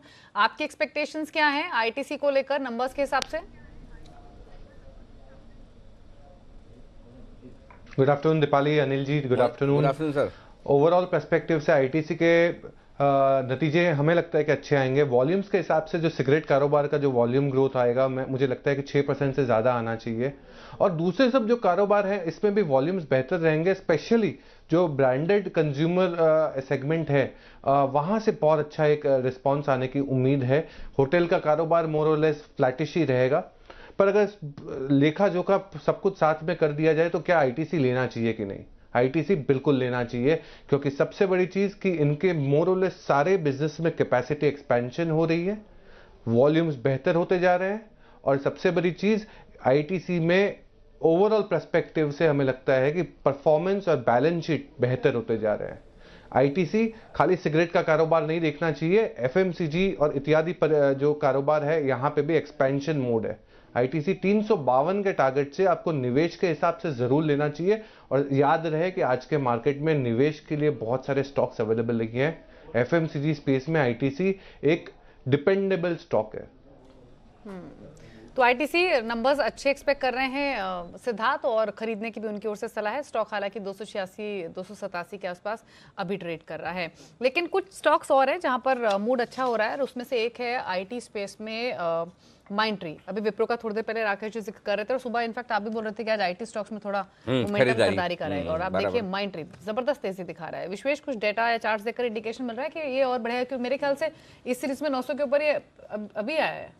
Exactly Deepali, in fact जैसे मैं डेटा चेक कर रहा हूँ, 900 के कॉल ऑप्शन में 3,48,000 शेयर है, और कहीं ना कहीं आज वहाँ पे थोड़ा सा शॉर्ट कवरिंग हो रहा है। तो in a very very short term, मतलब अगर 1-2 दिन की बात करें तो मेरे हिसाब से इसका एक इंपॉर्टेंट स्विंग हाई है, वो है 912, और उसके ऊपर एक गैप एरिया है जिसका अपर पोर्शन है अराउंड 950। तो अगर आप खरीदारी भी करते हो तो मेरे हिसाब से आपको स्टॉप लॉस जो है वो 875 का रखना होगा, और आप एक्सपेक्ट करोगे कि ये गैप कहीं ना कहीं फील हो। लेकिन मेरा ऐसा मानना है कि यहाँ रिस्क रिवॉर्ड उतना फेवरेबल नहीं है, तो मेरे हिसाब से रुक जाना चाहिए, क्योंकि मार्केट एज अ होल भी रेंज बाउंड है। यहाँ पे जो ट्रेड करने चाहिए वो ऑप्शन के थ्रू करने चाहिए। तो अगर मैं सजेस्ट करूंगा तो 900 का कॉल खरीद के 940 के 2 कॉल बेच के बुल कॉल स्प्रेड करना चाहिए माइंडट्री में। तो ऑप्शंस के जरिए आपको ट्रेड लेना है माइंडट्री में, और 905 906 के आसपास अभी कारोबार कर रहा है कैश मार्केट में 24 रुपए की मजबूती के साथ। अच्छा सिद्धार्थ, ये ओबेरॉय रियल्टी पर अपनी राय दीजिए। इसके रिजल्ट्स आएंगे आज, और रिजल्ट्स आमतौर पर बाजार बंद होने के बाद ही आते हैं, और इस बार भी नंबर्स एक्सपेक्टेशंस अच्छी हैं कि रिजल्ट्स अच्छे रहेंगे। आपका क्या व्यू है, रिजल्ट से पहले लेना चाहिए स्टॉक? बिल्कुल लेना चाहिए, और हमें लगता है कि ओबेरॉय रियल्टी एकमात्र ऐसी कंपनियों के रियल एस्टेट पैक में है जिनकी बैलेंस शीट के ऊपर आप भरोसा कर सकते हैं। ओवरऑल पर्सपेक्टिव से इन्वेंट्री लेवल्स भी कम है, और यहाँ पे मार्जिन्स भी थोड़े बेहतर होने के उम्मीद है, क्योंकि रेंटल इनकम जैसे गोरेगांव वेस्ट पे ओबेरॉय मॉल है, यहाँ पे रेंटल इनकम बेहतर हुए हैं। तो रेंटल इनकम के कारण, साथ ही साथ उनके एग्जिस्टिंग बिजनेस के कारण हमें लगता है कि Oberoi realty medium term perspective से आप जरूर रख सकते हैं पोर्टफोलियो में। तो रख सकते हैं आप पोर्टफोलियो में ओबेरॉय रियल्टी, कोई दिक्कत नहीं। रिजल्ट्स देखते हैं किस तरह के रहते हैं। लेकिन एक स्टॉक है जो आज सबसे टॉक ऑफ द टाउन है, चर्चा का विषय है, प्रभात डेयरी। पूरा का पूरा उन्होंने अपना कारोबार बेचा है दूध का 1700 करोड़ रुपए में। स्टॉक था ऊपर के सर्किट पर 20% सुबह सुबह, और वहाँ से फिसल कर ये आ चुका है नीचे, और अच्छा खासा नीचे, यानी कि ऊपरी स्तरों से देखेंगे तो 30% नीचे। ये इंटरेस्टिंग है। ऐसा क्या हुआ आज इस शेयर में? क्यों शेयर पहले 20% चढ़ा, क्यों उसके बाद नीचे है, क्यों नीचे के सर्किट पर जाने की तैयारी में? निवेशकों के मन में सवाल एक ही है कि ये हो क्या रहा है इस काउंटर पर, और क्या हो रहा है ये बताने के लिए हमारे साथ जुड़ रहे हैं हमारे सहयोगी डिम्पी कालरा। डिम्पी, प्रभात डेयरी, दूध का दूध पानी का पानी। हाँ, कुछ वैसे ही है, क्योंकि जैसे दूध का नाम आता है तो पानी एकदम से दिमाग में आता है, और आज कुछ इस डील के अंदर भी दूध और पानी दोनों का मिक्सचर दिखा। कई बार ये जैसे हम कहते हैं ना कि भाई दाल में काला है, तो कई बार उसको ज़्यादा एम्पलीफाई करना हो तो आप कहते हैं दाल ही काली है। हाँ, तो ये दूध में पानी है या पूरा पानी ही है? एक किस्म से कह सकते हैं सिर्फ पानी को सफेद कर देगा, उसको दूध की झलक भर दिखा देगा। है तो कुल मिला के इस डील के अंदर पानी, क्योंकि निवेशकों के हाथ कुछ नहीं आ रहा। दूध तो तब होता जब निवेशकों के हाथ में कुछ होता। इसी थीम को ध्यान में रखते हुए पहले हम जरा आपको पूरी डील बता देते हैं, आखिरकार डील आज क्या बात हो रही है, और उसके बाद कैसे निवेशकों को कुछ नहीं मिलने वाला और प्रमोटर के पास सब कुछ जा रहा है। पहले जरा ये समझिए आज हुआ क्या। आज सुबह सुबह खबर ये आई कि अपने डेयरी कारोबार को बेचना चाहते हैं, और उसमें करीब 1700 करोड़ रुपए की ये डील होगी। तो इंपॉर्टेंट है इनका डेयरी कारोबार, जो कि इनका कोर बिजनेस है। अगर प्रभात डेयरी नाम ही है, आपका डेयरी कारोबार ही है, उसको आप बेचने की तैयारी कर रहे हैं, 98% कमाई वाला हिस्सा है जहां से इनको 1700 करोड़ रुपए मिल रहा है, इसको बेचने के बाद कुछ कंपनी में रह नहीं जाएगा, सिर्फ नाम रह जाएगा प्रभात डेयरी, क्योंकि डेयरी का कारोबार ही बिक जाएगा। अब आते हैं इसकी सब्सिडरी कंपनी सनफ्रेश एग्रो। ये एक बड़ा इंपॉर्टेंट हिस्सा है, एक्चुअली सारा गेम इसी के अंदर ही छुपा हुआ है जो सनफ्रेश एग्रो है। अभी मैं आपके सामने बात रखूंगा कि कैसे इससे प्रमोटर के पास हिस्सेदारी चलेगी, लेकिन आप पहले ये समझ लीजिए कि प्रभात डेयरी की सनफ्रेश एग्रो के अंदर जो इनकी सब्सिडरी कंपनी है करीब 100% हिस्सेदारी है जो ये बेचना चाहते हैं। दूसरी बात, प्रमोटर ने ये फैसला लिया, निवेशकों से बात तक नहीं की, एकाएक रातों रात पता लगा कि अपने कारोबार को बेचना चाहते हैं, निवेशकों से कोई बातचीत पूछा तक नहीं गया। दूसरा, आज सुबह सर्किट पे था ये शेयर, लेकिन अब ये करीब 9 रुपए नीचे है और ऊपरी स्तरों से करीब 30% नीचे आया है। ऐसा क्या हुआ कि शेयर को लाल निशान में आना पड़ गया, मुनाफा वसूली हुई। अब जरा इसकी सिलसिलेवार तरीके से देखिए बात। पहला, निवेशकों को इसमें कुछ बहुत ज्यादा नहीं मिल रहा, सब कुछ प्रमोटर के पास जा रहा है। कैसे, जरा ये देखिए। सनफ्रेश एग्रो, यहीं से बात शुरू हो रही है। सनफ्रेश एग्रो जो कि इनकी सब्सिडरी कंपनी है, यहां पे ये पूरी हिस्सेदारी बेचना चाहते हैं। इसमें जो प्रभात डेयरी है, ध्यान दीजिएगा, इसमें जो प्रभात डेयरी है वो करीब 30% के आसपास की हिस्सेदारी रखती है। ये याद रखिए, प्रभात डेयरी करीब 30% की हिस्सेदारी रखती है। इसमें कंपनी है चीजलैंड एग्रो, जिसमें करीब 70% की हिस्सेदारी इसी सनफ्रेश एग्रो के अंदर है, 70% हिस्सेदारी। अब ये चीजलैंड एग्रो है किसकी? ये चीजलैंड एग्रो भी प्रभात डेयरी की ही है, बट प्रभात डेयरी के प्रमोटर की सब्सिडियरी होल्डिंग वाली कंपनी है। यानी कि इसको मतलब आप वैसा समझें कि प्रभात डेयरी 30%, चीजलैंड एग्रो का जो 70% हिस्सेदारी है सनफ्रेश एग्रो के अंदर, वो सारा का सारा प्रमोटर का है। और प्रमोटर सनफ्रेश एग्रो के अंदर यानी कि 70% लैंड एग्रो और प्रभात डेयरी का 30%, 100% ही बिक जाएगा। यहीं से ही पेच है कि जब आप 1700 करोड़ रुपए हैं, 70% होल्डिंग तो आपकी प्रमोटर की निजी कंपनी है चीजलैंड एग्रो, और जो बाकी 30% है प्रभात डेयरी, उसके अंदर सब लोग हैं। तो अगर इसी रेशियो को ही मान लिया जाए, 30 और 70 वाली रेशियो को ही, तो प्रमोटर के पास सब कुछ जा रहा है, बल्कि निवेशकों के पास कुछ नहीं जा रहा इस डील के बाद। डिम्पी, मुझे एक बार जरा थोड़ा और अच्छे से समझाइए भाई। देखो 1700 करोड़ में डील हो रही है जी, मिल्क कारोबार जितना ये बेच रहे हैं वो 98-99% है, बचा कुछ नहीं। मतलब एक तरह से पूरी कंपनी बिक रही है, पूरी कंपनी खाली पूरी कंपनी बेचनी नहीं, इसलिए नाम के लिए खाली कारोबार बेच रहे हैं। अच्छा, बाय द वे हमारे दर्शकों को बता दूं, सुबह से हम 50 फोन कर चुके हैं, वो बात ही नहीं कर रहे हैं, फोन ही नहीं उठा, तो हमारा फोन ब्लॉक ही कर दिया होगा, पता नहीं। 9 o'clock से स्टार्ट सुबह से हम कर रहे हैं भाई कि आइए बात करिए, इतनी बड़ी डील की है आपने, इतना बड़ा कारोबार बेचा है 1700 करोड़ का, क्या करेंगे आगे, कैसे करेंगे वो तो बताइए। तो मैनेजमेंट आके बात नहीं, बाकी तो बहुत बार आ जाते थे पहले, लेकिन अभी जब जरूरत है तब नहीं आती। एनीवे, तो मुझे ये बताओ कि क्या तकलीफ यही है कि 1700 करोड़ में जो कारोबार बिक रहा है वो 1700 करोड़ कहाँ जाएंगे ये पता नहीं चल रहा है, या ये 1700 करोड़ प्रमोटर की कोई कंपनियों में जा रहे हैं? ये प्रमोटर की कंपनी में जा रहा है। हाँ। जो चीजलैंड एग्रो की मैं बात बोल रहा हूं, जिसमें करीब 70% होल्डिंग है ये सनफ्रेश एग्रो के अंदर, यही पैसा इसके अंदर सीधा सीधा ट्रांसफर हो जाएगा। और ये पैसा प्रमोटर की होल्डिंग है, यानी कि प्रमोटर के पास ही रहेगा। आप अगर 100 रुपया ले रहे हैं तो आप समझिए कि 70 रुपया इस चीजलैंड एग्रो के अंदर चला जाएगा, 30 रुपीज रिमेनिंग में रहेगा। तो चीजलैंड एग्रो में प्रमोटर की होल्डिंग है सारी की सारी। यहीं से ही सारे सवाल उठते हैं, इसलिए हम इसके सवालों के जवाब आ गए कि मेरे सवालों का जवाब दीजिए। मैं एक प्रभात डेयरी का होल्डर हूं, एक इन्वेस्टर हूं, तो आप मेरे सवालों का जवाब दीजिए। इसमें पहला सवाल तो यही है कि कंपनी ने कोई कारोबार, हम कारोबार को देख के पैसे लगाते हैं, कंपनी ने हाथों हाथ कारोबार बेचने का फैसला लिया, कंपनी क्यों नहीं बेची, ये कारोबार क्यों बेचा? और अगर हमने पैसे तो कारोबार के ऊपर लगाया था, आपने हमसे बिना पूछे ये कारोबार क्यों बेचा, तो एक इन्वेस्टर के लिए सबसे बड़ा धोखा है कि आप, मैंने कारोबार को देख के पैसा लगाया, मैं डेयरी बिजनेस को देख के पैसा लगा रहा हूं, आपने वही बेच दिया। मेरा पहला सवाल। दूसरा सवाल, 1700 करोड़ रुपए की डील हुई है, बतौर निवेशक मेरे को क्या मिलने वाला है? जितना हम कैलकुलेशन लगा पाए हैं, इसमें निवेशकों के पास कुछ नहीं आ रहा, 450-500 करोड़ बटने वाला है इस 17 करोड़ में, और सारा का सारा प्रमोटर और उसके अलग अलग अकाउंट्स में एडजस्ट हो जाएगा। एक और चीज, शेयर का भाव आईपीओ के भाव से भी नीचे है। ध्यान रखिए इस बात का कि आईपीओ का इनका पहले पूरी तरह सब्सक्राइब नहीं हुआ था, इनको 3 दिन एक्स्ट्रा लेने पड़े थे, रेट गिराने पड़े थे। पहले 140 का भाव आया था आईपीओ का, बाद में इनको एडजस्ट करने के बाद 117 रखना पड़ा था, 3 दिन की एक्सटेंशन लेनी पड़ी थी आईपीओ को फुल करवाने के लिए भी।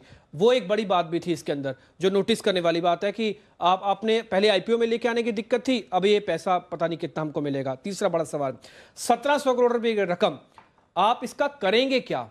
आप ये तो बता दीजिए, निवेशकों को तो बताइए जिन्होंने प्रभात डेयरी को और बिजनेस को देख के पैसा लगाया है, निवेशकों को इसके बारे में कोई जानकारी नहीं है।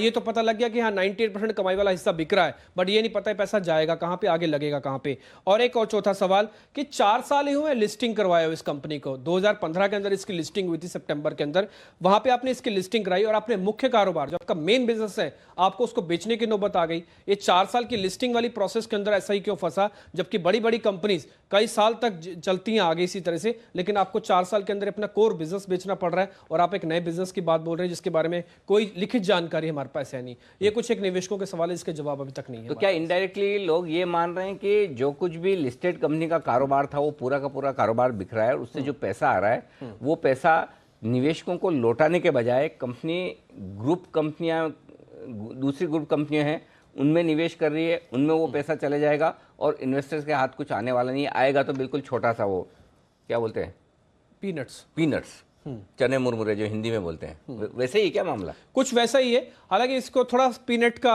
और वर्जन कर देंगे। आप एक समझ लीजिए कि आपको पूरा एक दावत में बुलाया गया, लेकिन एक छोटा सा ब्रेकफास्ट करवा के आपको वापस भेज दिया जाएगा, मेन कोर्स का खाना नहीं मिलने वाला।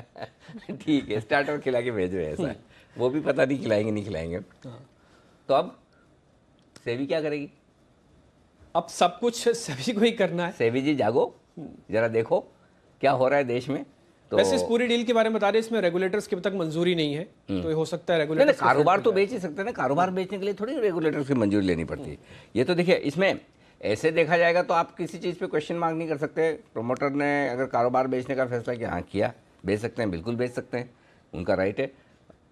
शेयर होल्डर्स की ज़रूरत है मंजूरी की, बिल्कुल है, शायद वो ले लेंगे तो ले लेंगे आगे मीटिंग में। लेकिन अगर प्रभात डेयरी का कोई शेयर होल्डर है जिसने इनका दूध के कारोबार को देखकर पैसा लगाया है, तो आप उसको किसी और कारोबार में पैसा लगाने के लिए बाध्य तो नहीं कर सकते, उसको एग्जिट दे दीजिए, सिंपल चीज़ है।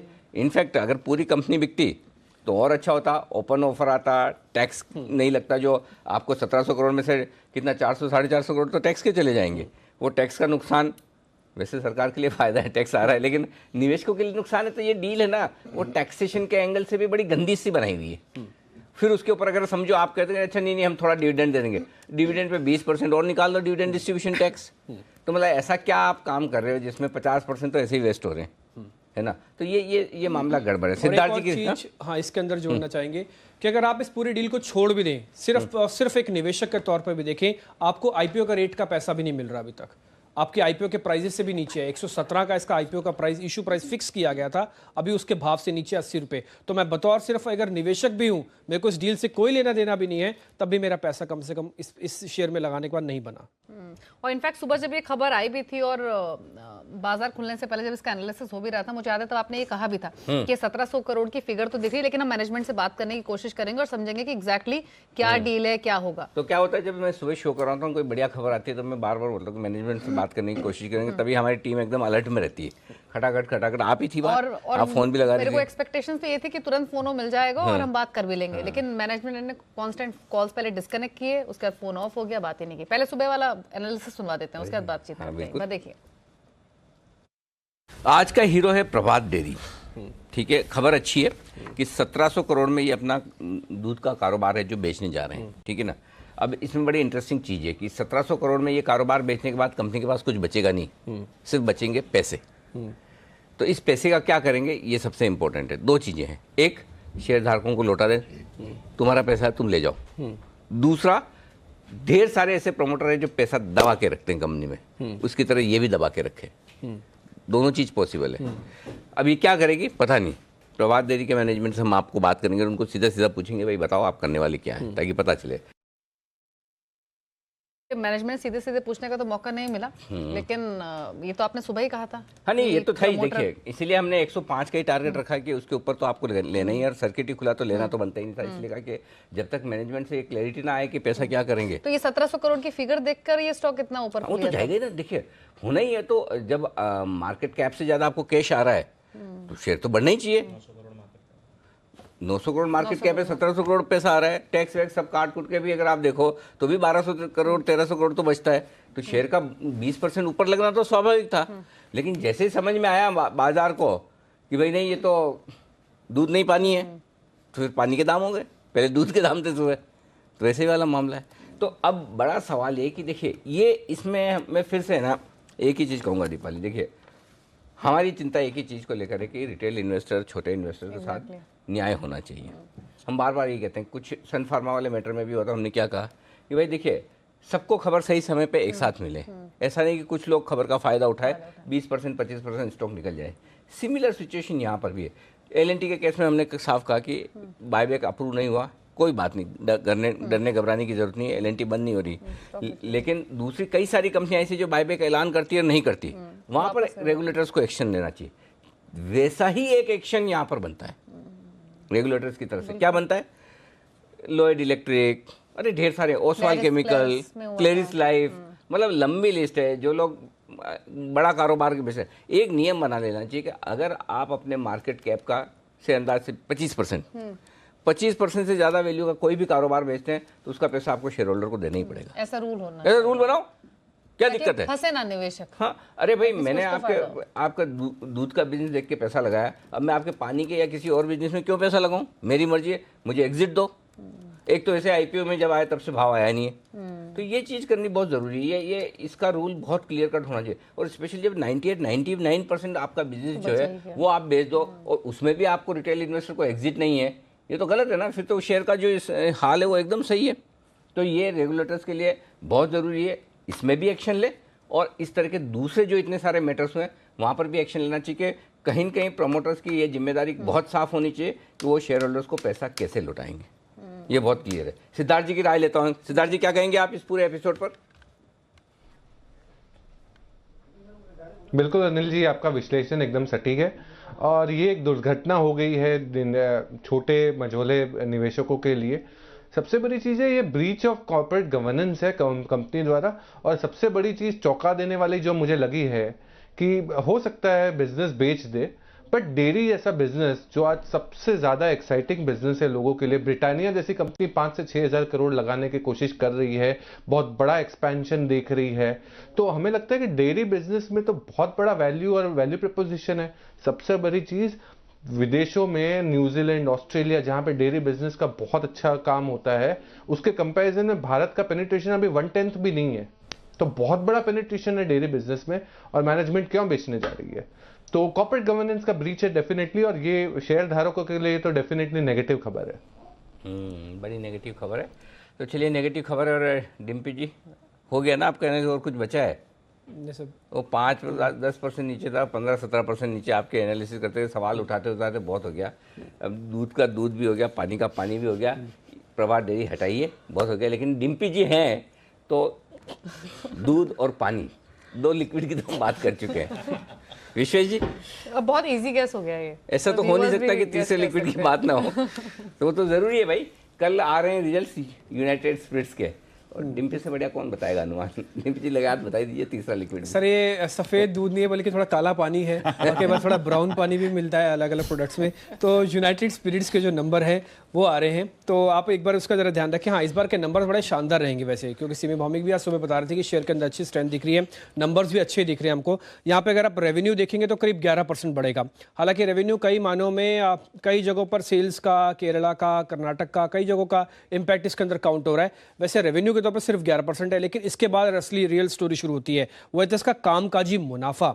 यहां पर आप देखेंगे 47% का जंप आपको दिखेगा, ये सीधा 272 से 401 करोड़ हो जाएगा। तो ये बड़ा इंपॉर्टेंट होने वाला है इसके अंदर। दूसरा, ये पैट की फिगर आपके सामने, करीब 60% मुनाफा बढ़ेगा। कामकाजी मुनाफा और मुनाफा, ये दोनों ही चीजें जब शानदार तरीके से बढ़ेंगी, इसका मतलब है कि कंपनी के अंदर जबरदस्त तेजी आती हुई दिखी है। एक और चीज इन सब के पीछे है इसका मार्जिन्स, क्योंकि मार्जिन्स में सुधार हुआ है। मार्जिन्स कॉस्टिंग की वजह से सुधार होता है। इनका मोलेसिस जो कीमतें हैं उसके रिकॉर्ड स्तरों पर गिरने से इनके मार्जिन में जबरदस्त सुधार होगा, जो कि 12 से करीब 15.5 के 16 के आसपास आ जाएंगे। तो मार्जिन्स का सुधार होना, अबीटा कामकाजी मुनाफे का बढ़ना और वो भी करीब 50% बढ़ना, ये अपने आप में इंडिकेशन है। चुनावी साल भी है तो इसलिए वॉल्यूम ग्रोथ को लेकर ज़्यादा दिक्कत होगी नहीं। वैसे भी इस बार की वॉल्यूम ग्रोथ ये माइनस से पॉजिटिव जाने वाली है, जो करीब पहले 14% माइनस थी, कई स्टेट्स में रोक थी, बीच में केरला के अंदर बाढ़ भी आ गई थी। अब ये 9% वॉल्यूम ग्रोथ बढ़कर आने वाली है, तो ये बड़ा अच्छा इंडिकेशन है कि आपका वॉल्यूम ग्रोथ इसके अंदर बढ़ता हुआ दिखेगा। दूसरी बात कि Q3 में मार्जिन में 3.5% का इजाफा और ब्याज लागत में भी कमी आएगी। थोड़ा सा है इनके पास डेट, उस डेट को धीरे धीरे कम कर रहे हैं और कम करने से इनकी जो कॉस्ट है, जो इंटरेस्ट कॉस्ट है वो भी कम होगी, तो उसका बेनिफिट भी नंबर में आता दिखेगा। तो सब कुछ ठीक लग रहा है यूनाइटेड स्पिरिट्स के अंदर। आपको कभी कुछ खराब लगा है इसमें? कई बार दिखता भी है खराब। हाँ, कब? मुझे तो याद नहीं आ रहा, आपको याद है? नहीं। दिवाली कभी डिम्पी को कुछ खराब लगा उसमें? एक आध बार लगा, जब एक आध बार इनको खराब लगा तब भी यही गलत पड़े एक्चुअली। स्टॉक तो सही रहा है, क्यों डिम्पी? ये तो सही है ना? यही सही है, ये आपने सही कहा कि एक बार मेरे को ऐसा लगा कि ये शेयर नीचे आ सकता है, लेकिन उस दिन भी वो धारणा गलत हो गई मेरी। लेकिन सिमी का नाम ले रहे थे डिम्पी आप शुरुआत में, उनकी बाय कॉल है क्या स्टॉक पर? हाँ, उनकी बाय कॉल है। आज सुबह सुबह हमने पहला सवाल ही उनसे जब पूछा कि BTST कॉल कौन से हैं, तो उन्होंने एक शेयर जो पहला था वो तो मेरे को याद नहीं है, हाँ दूसरा शेयर ये याद है कि यूनाइटेड स्पिरिट्स उन्होंने दिया था कि इसको आप होल्ड करके रखें। आज जब बाजार नीचे भी आ रहा था तो 485 के पास, ये 585 के आसपास का एक सपोर्ट लेके वापस ऊपर आया था शेयर। ये वाह, क्या बात है। चलिए, बाय कॉल है तो दवा दारू साथ साथ चलते हैं। वो कहावत है ना कि दवा दारू करिए कोई बीमार हो जाए, तो ये तो हो गया। अब दवा की बात करते हैं। स्टार, जो अभी थोड़ी देर पहले कुणाल जी ने रिकमेंड किया था, 551 का चार्ट कॉर्नर में। हाँ, स्टॉक में मजबूती बनती हुई दिख रही है। अभी मैंने फ्यूचर 551 पर ट्रेड होते हुए दिख रहे थे। जी हाँ, चार्ट कॉर्नर दिया था तो मजबूती के साथ स्टॉक आगे बढ़ता हुआ दिख रहा है। तो ये स्टॉक अच्छे एक्शन में आता हुआ दिख रहा है। आइए, एक और स्टॉक है जिस पर फोकस करते हैं जो अच्छे एक्शन में, और वो है सन फार्मा। 420 का भाव है। ये बताइए सिद्धार्थ जी, खरीदना है, बेचना है या कुछ नहीं करना है? कुछ नहीं करना है अनिल जी सन फार्मा का, और खरीदना तो बिल्कुल ही नहीं चाहूंगा। तो अभी वेट एंड वॉच ही रहूंगा, क्योंकि सबसे बड़ी चीज है कि एक तो विसल ब्लोअर का इशू, बहुत सारे यूएस FDA के अटकेले, अभी भी प्लांट में री इंस्पेक्शन हुए जा रहे हैं। तो सन फार्मा में ओवरऑल पर्सपेक्टिव से कॉन्फिडेंस बिल्टअप नहीं हो पा रहा है अनिल जी। तो हमें लगता है कि फार्मा स्पेस में जैसे चुनिंदा होने की जरूरत है, वैसे सन फार्मा है तो दिग्गज, मैनेजमेंट स्ट्रांग है, कोई दिक्कत वाली बात नहीं है। बट एक वो कहावत है ना, इट्स नॉट योर डे। तो अभी सन फार्मा का साल नहीं है, तो मुझे नहीं लगता कि सन फार्मा पे अभी आपको कोई बेट लेनी चाहिए। फार्मा हमारी प्रेफर्ड बेट रहेगी, वो पहले से ही रही है, वो है बायोकॉन। अच्छा, बायोकॉन ही खरीदना है आपको? बायोकॉन तो मजबूती है, वैसे अच्छा ही चल रहा है, कोई दिक्कत नहीं। विश्वेश जी, कोई ऑप्शन सन फार्मा में? ऑप्शन का ट्रेड था सर 3 हाँ, मतलब देखिए इसमें बहुत ही 2 बढ़िया ट्रेड हुए हैं, और हमने क्योंकि उस वक्त मैं था नहीं ऑन एयर, तो नहीं बता पाया। अरे आप ये सब बात मत बोलो, ऑन एयर नहीं थे तो आप भेज देते। नहीं, मैं बताता हूँ। सन फार्मा की जो लोएस्ट वॉलेटिलिटी होती है वो नीचे में 27-28 के बीच में होती है, और जिसकी हाईएस्ट वॉल होती है वो होती है 68।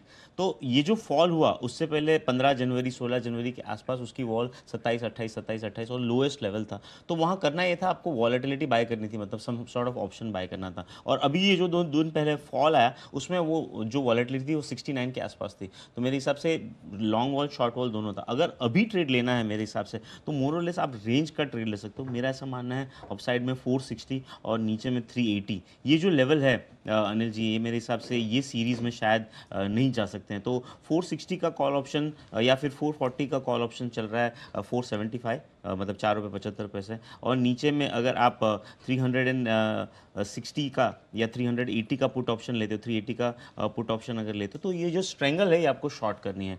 और मेरा ऐसा मानना है ये सीरीज़ में शायद ये रेंज वायलेट ना हो। तो ये राय है सन फार्मा पर ट्रेड आपको बताया गया है। लेकिन अभी हम यूनाइटेड स्पिरिट्स की बात कर रहे थे। कुणाल जी, आप बताइए, यूनाइटेड स्पिरिट्स और रेडिको खेतान दोनों के रिजल्ट्स इनफैक्ट कल आएंगे, दोनों के ही नंबर्स अच्छे एक्सपेक्टेड हैं, लेकिन चार्ट्स किसके बेटर हैं? देखिए, यूनाइटेड स्पिरिट्स की बात करें दीपाली, तो जैसे आज हम सवेरे भी चर्चा कर रहे थे कि 580 के आसपास बड़ा सपोर्ट है। जब तक 580 के ऊपर है, मुझे लगता है ओवरऑल स्ट्रक्चर यूनाइटेड स्पिरिट्स का काफी अच्छा है। ऊपर के लेवल्स आएंगे, 610 के लेवल्स भी मुझे लगता है यूनाइटेड स्पिरिट्स में 610 620 के लेवल्स आ सकते हैं। रेडिको मुझे लगता है कि जब तक कि 423 को पार न कर ले तब तक इसमें नई खरीदारी की राय नहीं। तो दोनों में तुलना करनी हो तो मुझे लगता है मैकडॉवेल्स यानी कि यूनाइटेड स्पिरिट्स का स्ट्रक्चर ज्यादा बेहतर है। ठीक है, यूनाइटेड स्पिरिट्स का चार्ट्स बेटर है। रेडिको खेतान के भी हालांकि जो नतीजे आ रहे हैं वो अच्छे ही एक्सपेक्टेड है। और अभी डिम्पी बता भी रहे थे कि लिकर कंपनीज के लिए अगले 6 मंथ स्पेशली अच्छे रहेंगे इलेक्शंस की वजह से। लेकिन इलेक्शन से पहले है बजट, जो कि 1 तारीख को होगा, और जी बिजनेस कोशिश कर रहा है बजट से जुड़ी हुई कुछ मुश्किल शब्दों को आसान भाषा में समझाने का। डायरेक्ट इनडायरेक्ट टैक्स, सबको बड़ा कंफ्यूजन होता है कि एग्जैक्टली होते क्या है। देखिए, आप सिर्फ 1 मिनट में समझ जाएंगे कि एग्जैक्टली होते क्या है।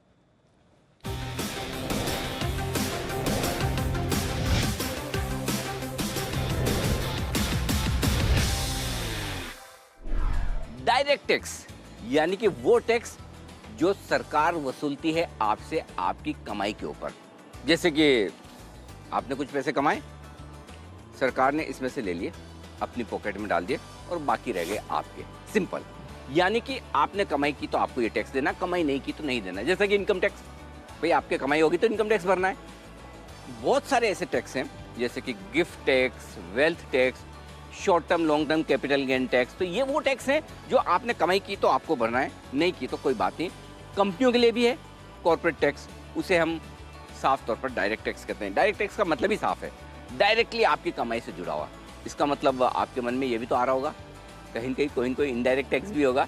जी हाँ, इनडायरेक्ट टैक्स भी है, वो भी मैं आपको समझाऊंगा। लेकिन इतना समझ लीजिए, डायरेक्ट टैक्स सबको देना पड़ता है जिसने कमाई की। आप बच नहीं सकते। हाँ, अगर नहीं देना है तो कमाई मत कीजिए, वो तो आप करेंगे नहीं ना।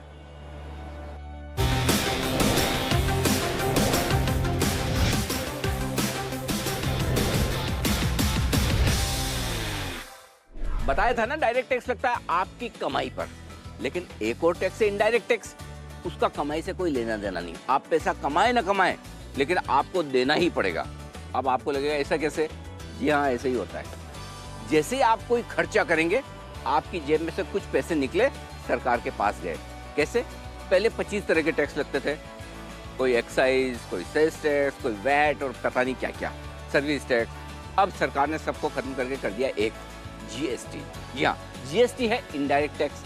यानी कि जैसे ही आपने कोई खर्चा किया, कोई सामान खरीदा, कोई प्रोफेशनल सर्विसेज ली, उसका जो बिल बनकर आया, जीएसटी लगकर आएगा। अब आपकी कमाई कितनी है, आपने कमाया नहीं कमाया, उससे कोई लेना देना नहीं है। खर्चा करेंगे, आपको इनडायरेक्ट टैक्स लग जाएगा। तो डायरेक्ट और इनडायरेक्ट टैक्स में यही बड़ा फर्क है। डायरेक्ट टैक्स लगता है कमाई पर, और इनडायरेक्ट टैक्स जो भी पैसा आप खर्च करते ना, उसमें से कुछ हिस्सा सरकार के पास चला जाता है। समझ में आ गया ना? तो सिर्फ 1 मिनट में आपको समझाया बहुत ही सरल भाषा में कि डायरेक्ट टैक्स और इनडायरेक्ट टैक्स क्या होता है। लेकिन सिर्फ इतना ही नहीं, बजट से जुड़े बहुत सारे ऐसे मुश्किल शब्द होते हैं जिनको समझना बड़ा मतलब सर से परा होता है। लेकिन मतलब, यहाँ पर आप सिर्फ 1 मिनट में आप समझ जाएंगे। हाँ, समझाना मुश्किल काम है, आसान है। इनफैक्ट ये आपसे सवाल भी था, मतलब इतने मुश्किल टर्मिनोलॉजी को सिर्फ 1 मिनट में एक्सप्लेन करना, वो भी सिंपल शब्दों में। उसका एक फॉर्मूला निकाला है मैंने। जो हमारे कैमरामैन है जो शूट करते हैं, मैं बोलता हूँ, मैं जब इसको जब शूट करता हूँ तो मैं बोल के जब खत्म करता हूँ, फिर मैं उनको पूछता हूँ आपको समझ में आया ना? हाँ, उनको समझ में आएगा, मतलब हमारे आम दर्शक को समझ में आएगा। वो थोड़ा सा आसान भाषा में, ये मुश्किल शब्द हैं और टेक्निकल शब्द हैं, तो इनको वैसे आप एकदम शाब्दिक मतलब निकालना जाएंगे तो बड़ा मुश्किल पड़ेगा। ऐसे आसान भाषा में समझाएं कि सबको समझ में आ जाए। थोड़ा मुश्किल काम तो जरूर है, लेकिन फिर हम फॉर्मूला निकाल लिया है तो समझ में आ जाता है फिर। तो अब से लेकर बजट तक हाँ, बहुत सारे हम रिकॉर्ड कर रहे हैं और काफ़ी कर भी चुके हैं। तो हर रोज 2, 3, 4 ऐसे नए आपको हर रोज मिलेंगे। एक मिनट में अलग अलग चीज़ें, जैसे फिस्कल डेफिसिट, टैक्स बचाने के 50 तरीके, बहुत सारी चीज़ें जो अच्छा, बजट से जुड़े हुए जितने भी डिफिकल्ट वर्ड्स आमतौर पे हम सुनते हैं। बजट से आइडिया क्या है मैं आपको बताता हूँ। बजट के नाम से ना सारे चैनल तो हल्ला गुल्ला करने लगता है, हम भी करते हैं, बजट आ रहा है, बजट आ रहा है, बजट आ रहा है। और जो कॉमन इन्वेस्टर या ट्रेडर है उसको हो जाता है शुरू टेंशन, उसका ब्लड प्रेशर बढ़ना शुरू हो जाता है। बोला पता नहीं बजट के दिन क्या होगा, हमको समझ में तो आता नहीं है। वित्त मंत्री जी भी बड़ी बड़ी बातें करेंगे, चैनल पे बड़े बड़े लोग बैठेंगे, ये सब होगा, शेयर बहुत ऊपर नीचे होंगे, इंडेक्स ऊपर नीचे होगा, तो वो कोई सेक्टर के लिए अच्छा कोई ख़राब, तो बड़ा तनाव में रहते हैं। तो हमने कहा इस बार पहले से थोड़ा इनका तनाव मुक्त कर दिया जाए। तो शुरू से ही आपको थोड़े बजट में खास चीज़ें, कब क्या आने वाली है, इसका क्या मतलब है, कौन सा आंकड़ा आपको कहाँ देखना है, जो आंकड़ा आपके काम का है वो आप ध्यान में रख लीजिए कि जीडीपी ग्रोथ कितनी आए तो अच्छा है, कितनी खराब, फिस्कल डेफिसिट का आंकड़ा कितना अच्छा है तो खराब, सरकार का बोरोइंग प्रोग्राम क्या है, टैक्स में क्या छूट हो सके, ये सारी चीज़ें पहले समझा देंगे। तो जब वित्त मंत्री बोलेंगे हाँ हाँ आप ये बोलेंगे, हमें पता है, हमारी तैयारी है पूरी, हमें मालूम है आप क्या बोलने वाले हैं, हमें मालूम है इस आंकड़ा अगर आपने 3.5% बोला तो अच्छा है खराब, 3% बोला तो अच्छा है खराब। ये सारी चीज़ें पहले से तैयारी करा दें ताकि बजट देखने में मजा आए, तनाव न रहे बस। तो अब से लेकर बजट तक 1 मिनट में बजट से जुड़ी सब अहम बातें हम आपको बताएंगे। और अभी आपने डायरेक्ट इनडायरेक्ट टैक्स के बारे में तो सुना ही, लेकिन इसके अलावा अभी एक खबर आ रही थी जीआईसी हाउसिंग को लेकर, फटाफट से उसे देख लेते हैं। और खबर ये आ रही है कि जीआईसी हाउसिंग के लगभग 4% इक्विटी रिलायंस कैपिटल ट्रस्टी ने बेची है। ये भी बीएससी पर इनफैक्ट नोटिफिकेशन आया है। और देखिए स्टॉक इस खबर के आने के बाद एकदम तेजी से लुढ़का भी है, मतलब 3.93% इक्विटी रिलायंस म्यूचुअल फंड ने बेची है, रिलायंस कैपिटल ट्रस्टी के थ्रू जो होल्ड करते थे। 251 के आसपास आ चुका है। कुणाल जी जरा एक बार बताइए स्टॉक के बारे में, चार्ट्स देखकर, खबर के आने के बाद तो टूटा है ये। देखिए 2 दिन पहले भी मुझे लगता है कि एक बड़ा ब्लॉक यहाँ पर हुआ है। दीपाली जो स्ट्रक्चर है वो थोड़ा सा कमजोर हुआ है और हो सकता है कि एक बार के लिए 240 के लेवल्स भी आ जाएं, लेकिन कोई बहुत बड़ी मंदी आएगी इसकी भी संभावना कम दिखती है मेरी राय में। जिनके पास है उनको 240 का स्टॉप लॉस रख करके होल्ड करना चाहिए। 240 टूटा तो फिर इसमें 200 तक के लेवल्स आ सकते हैं। 240 काफी अहम सपोर्ट लगता है चार्ट्स पर। ओके, तो ये है राय आपके लिए जीआईसी हाउसिंग फाइनेंस पर। रिलायंस म्यूचुअल फंड के बेचने के बाद स्टॉक में आ रही है कमजोरी। आइए बैंड से बेनिफिट की ओर रुख करते हैं। बड़े दिनों से 2 स्टॉक ही बैंड में, आज देखते हैं कोई हलचल होने की संभावना है क्या? संभावना तो दिख रही है। आइए बैंड से बेनिफिट।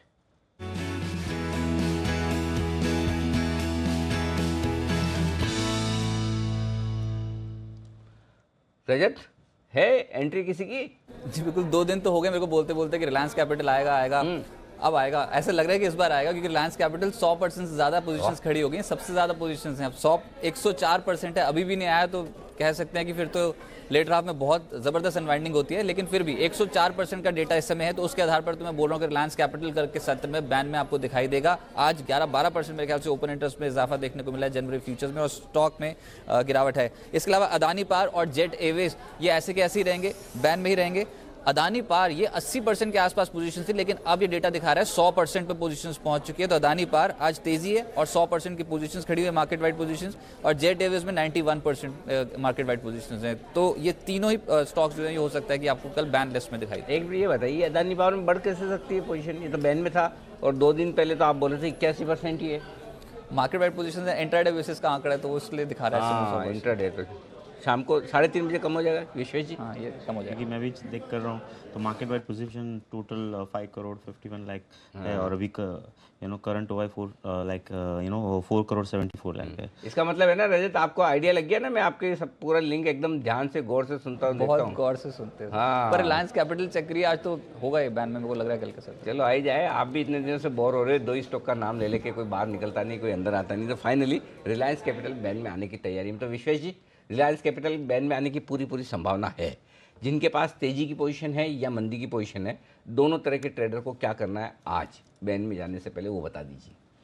मेरे हिसाब से अनिल जी देखिए, स्टॉक बहुत ही लैकलस्टर है। अगर आप देखेंगे तो दिसंबर से ऊपर में 230 और नीचे में मेरे हिसाब से 206 और अभी 207 है, और इनफैक्ट आज का भी अगर आप लो देखेंगे तो 207 के। मैं एक्सपेक्ट नहीं कर रहा हूँ कि ये रेंज बहुत लार्जली अप या डाउन ब्रेक डाउन होनी चाहिए। तो अगर आपके पास पोजीशन है तो आप लोअर एंड के रेंज पे हो तो शायद फ्यूचर की पोजीशन स्क्वायर ऑफ करके कैश में कन्वर्ट कर दीजिए। मेरा ऐसा मानना है, वापस स्टॉक ऊपर जा सकता है। इससे ज़्यादा इसमें कुछ डिसाइफर नहीं करना चाहिए। ठीक है, तो ये राय है रिलायंस कैपिटल पर। माइंट्री को देखिए, जिसका थोड़ी देर पहले हमने जिक्र भी किया था, विश्वेश से राय भी ली थी, तब ये 906 907 के आसपास था, अब ये 917 पर आ चुका है। अच्छी तेजी स्टॉक में बनती हुई दिखी है। लेकिन इंटरग्लोब एविएशन, इस स्टॉक पर बातचीत करते हैं। रजत ने बताया भी था शो की शुरुआत में कि जो मार्केट शेयर इनका वो 40% के ऊपर रहा है, लेकिन इसके कल रिजल्ट्स भी आने हैं, और रिजल्ट से पहले इतनी दमदार तेजी स्टॉक दिखा रहा है। अब 5% से ज्यादा की मजबूती है, 1119 के भाव पर कर रहा है कारोबार। रिजल्ट्स कैसे आएंगे उस पर तो चर्चा करेंगे, सिद्धार्थ का व्यू भी लेंगे, लेकिन पहले डेटा और चार्ट देकर विशेष अपनी राय दीजिए इंडिगो पर। देखिए इन शॉर्टर टर्म हुआ ये है, ये जो सारे स्टॉक है ये ऊपर के लेवल से कहीं ना कहीं कंसोलिडेट हुए थे, और ये स्टॉक में बहुत ही अच्छा सपोर्ट है 1050 के आसपास, वो उसका 200 डे एवरेज है, और यहीं पे पिछले 1-2 वीक से बाइंग आ रही है। तो मेरा ऐसा मानना है कि थोड़ा सा लंबा व्यू हो सकता है व्यूअर के लिए, लेकिन 1050 जो है वो अच्छा सपोर्ट है। और आज जिस हिसाब से 200 DMA से पुश आया है, मेरे हिसाब से इमीडिएट जो ट्रिगर है 1150 का। अगर फ्रेश खरीदारी करनी है तो 1150 के ऊपर करिए, अगर आप होल्ड कर रहे हो तो होल्ड कीजिए। मेरे हिसाब से यहाँ पे स्टॉक का मोमेंटम कंटिन्यू रह सकता है। ओके, तो ये है आपके लिए इंडिगो पर राय। यू टर्न ले लिया इसने, तो आज हम बेवकूफ़ बना दिया इसने। इसके एक्चुअली चला ही 11 बजे के आसपास है जब वो फिगर्स आए मार्केट शेयर के, 43% के आसपास रहा है। अभी तो देखो रिजल्ट आना बाकी है। हाँ, रिजल्ट के पहले की शॉर्ट कवरिंग बढ़िया है खरीदारी। चलिए एनीवे, कभी कभी होता है तो स्टॉक उल्टा हो जाते हैं, कोई दिक्कत नहीं है। लेकिन दावोस में वर्ल्ड इकोनॉमिक फोरम का आगाज़ हो चुका है, शुरुआत हो चुकी है। भारत की 100 से ज़्यादा कंपनियों के MD, चेयरमैन, CEO, प्रोमोटर्स, ये सब लोग, मतलब जितने बड़े लोग हैं हिंदुस्तान के, सब दावोस में इस वक्त। बिजनेस वाले आप ये समझ लीजिए।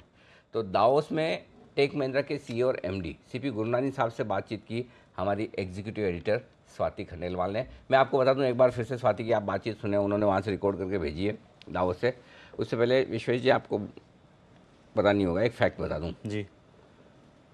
हिंदुस्तान का अकेला हिंदी चैनल है जी बिजनेस जो दावोस में। बताइए सर।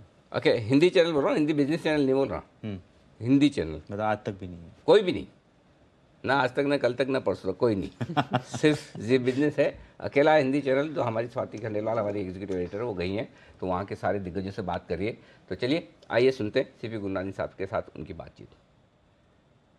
वर्ल्ड इकोनॉमिक फोरम शुरू हो चुका है और हमारे साथ अब mister CP Gurnani from Tech Mahindra है। मिस्टर गुरनानी, बहुत बहुत शुक्रिया हमसे बात करने के लिए। सबसे पहले लेट मी आस्क यू, ये जो पूरी थीम ग्लोबलाइजेशन 4.0 पर अभी बात हो रही है, उसमें IT sector obviously plays a very critical role.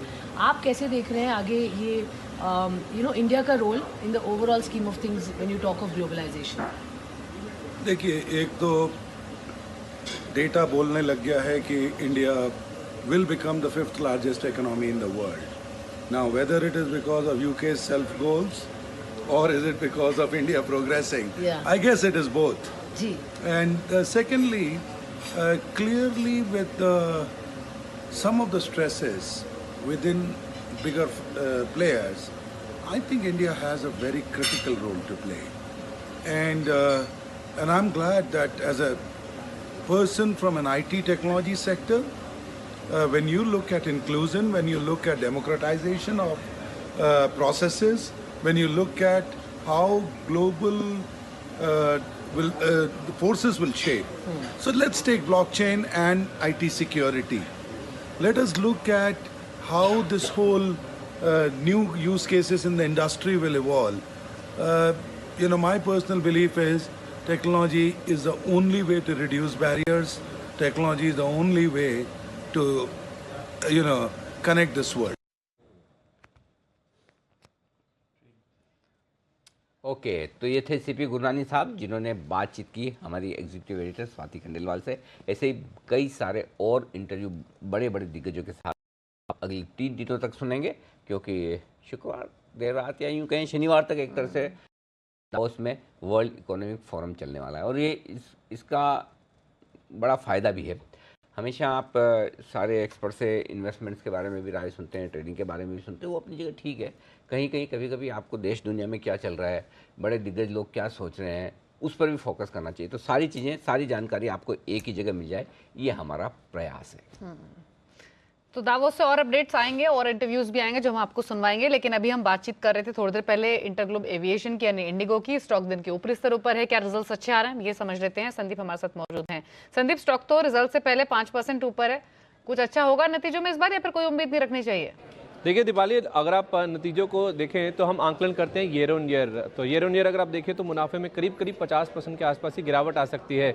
लेकिन इम्पॉर्टेंट ये है कि जो कंपनी का अगर आप तिमाही दर तिमाही मुनाफा देखें तो उसमें ये कंपनी घाटे से मुनाफे में आ सकती है। बीते क्वार्टर में अगर आप देखें तो फ्यूल की कीमतें बहुत हाई थी, उसके साथ साथ रुपया कमज़ोर हुआ था, तो उसका इम्पैक्ट ये था कि कंपनी ने घाटा पोस्ट किया था। और इस बार ये हो सकता है कि करीब 400 करोड़ रुपए के आसपास का मुनाफा आ सकता है। शायद इसीलिए स्टॉक जो है शायद पॉजिटिवली रिएक्ट करता हुआ दिख रहा है। लेकिन ईयर ऑन ईयर अगर आप नंबर देखें तो बीती तिमाही के मुकाबले जो आय है उसमें करीब 36% के आसपास की बढ़त आएगी।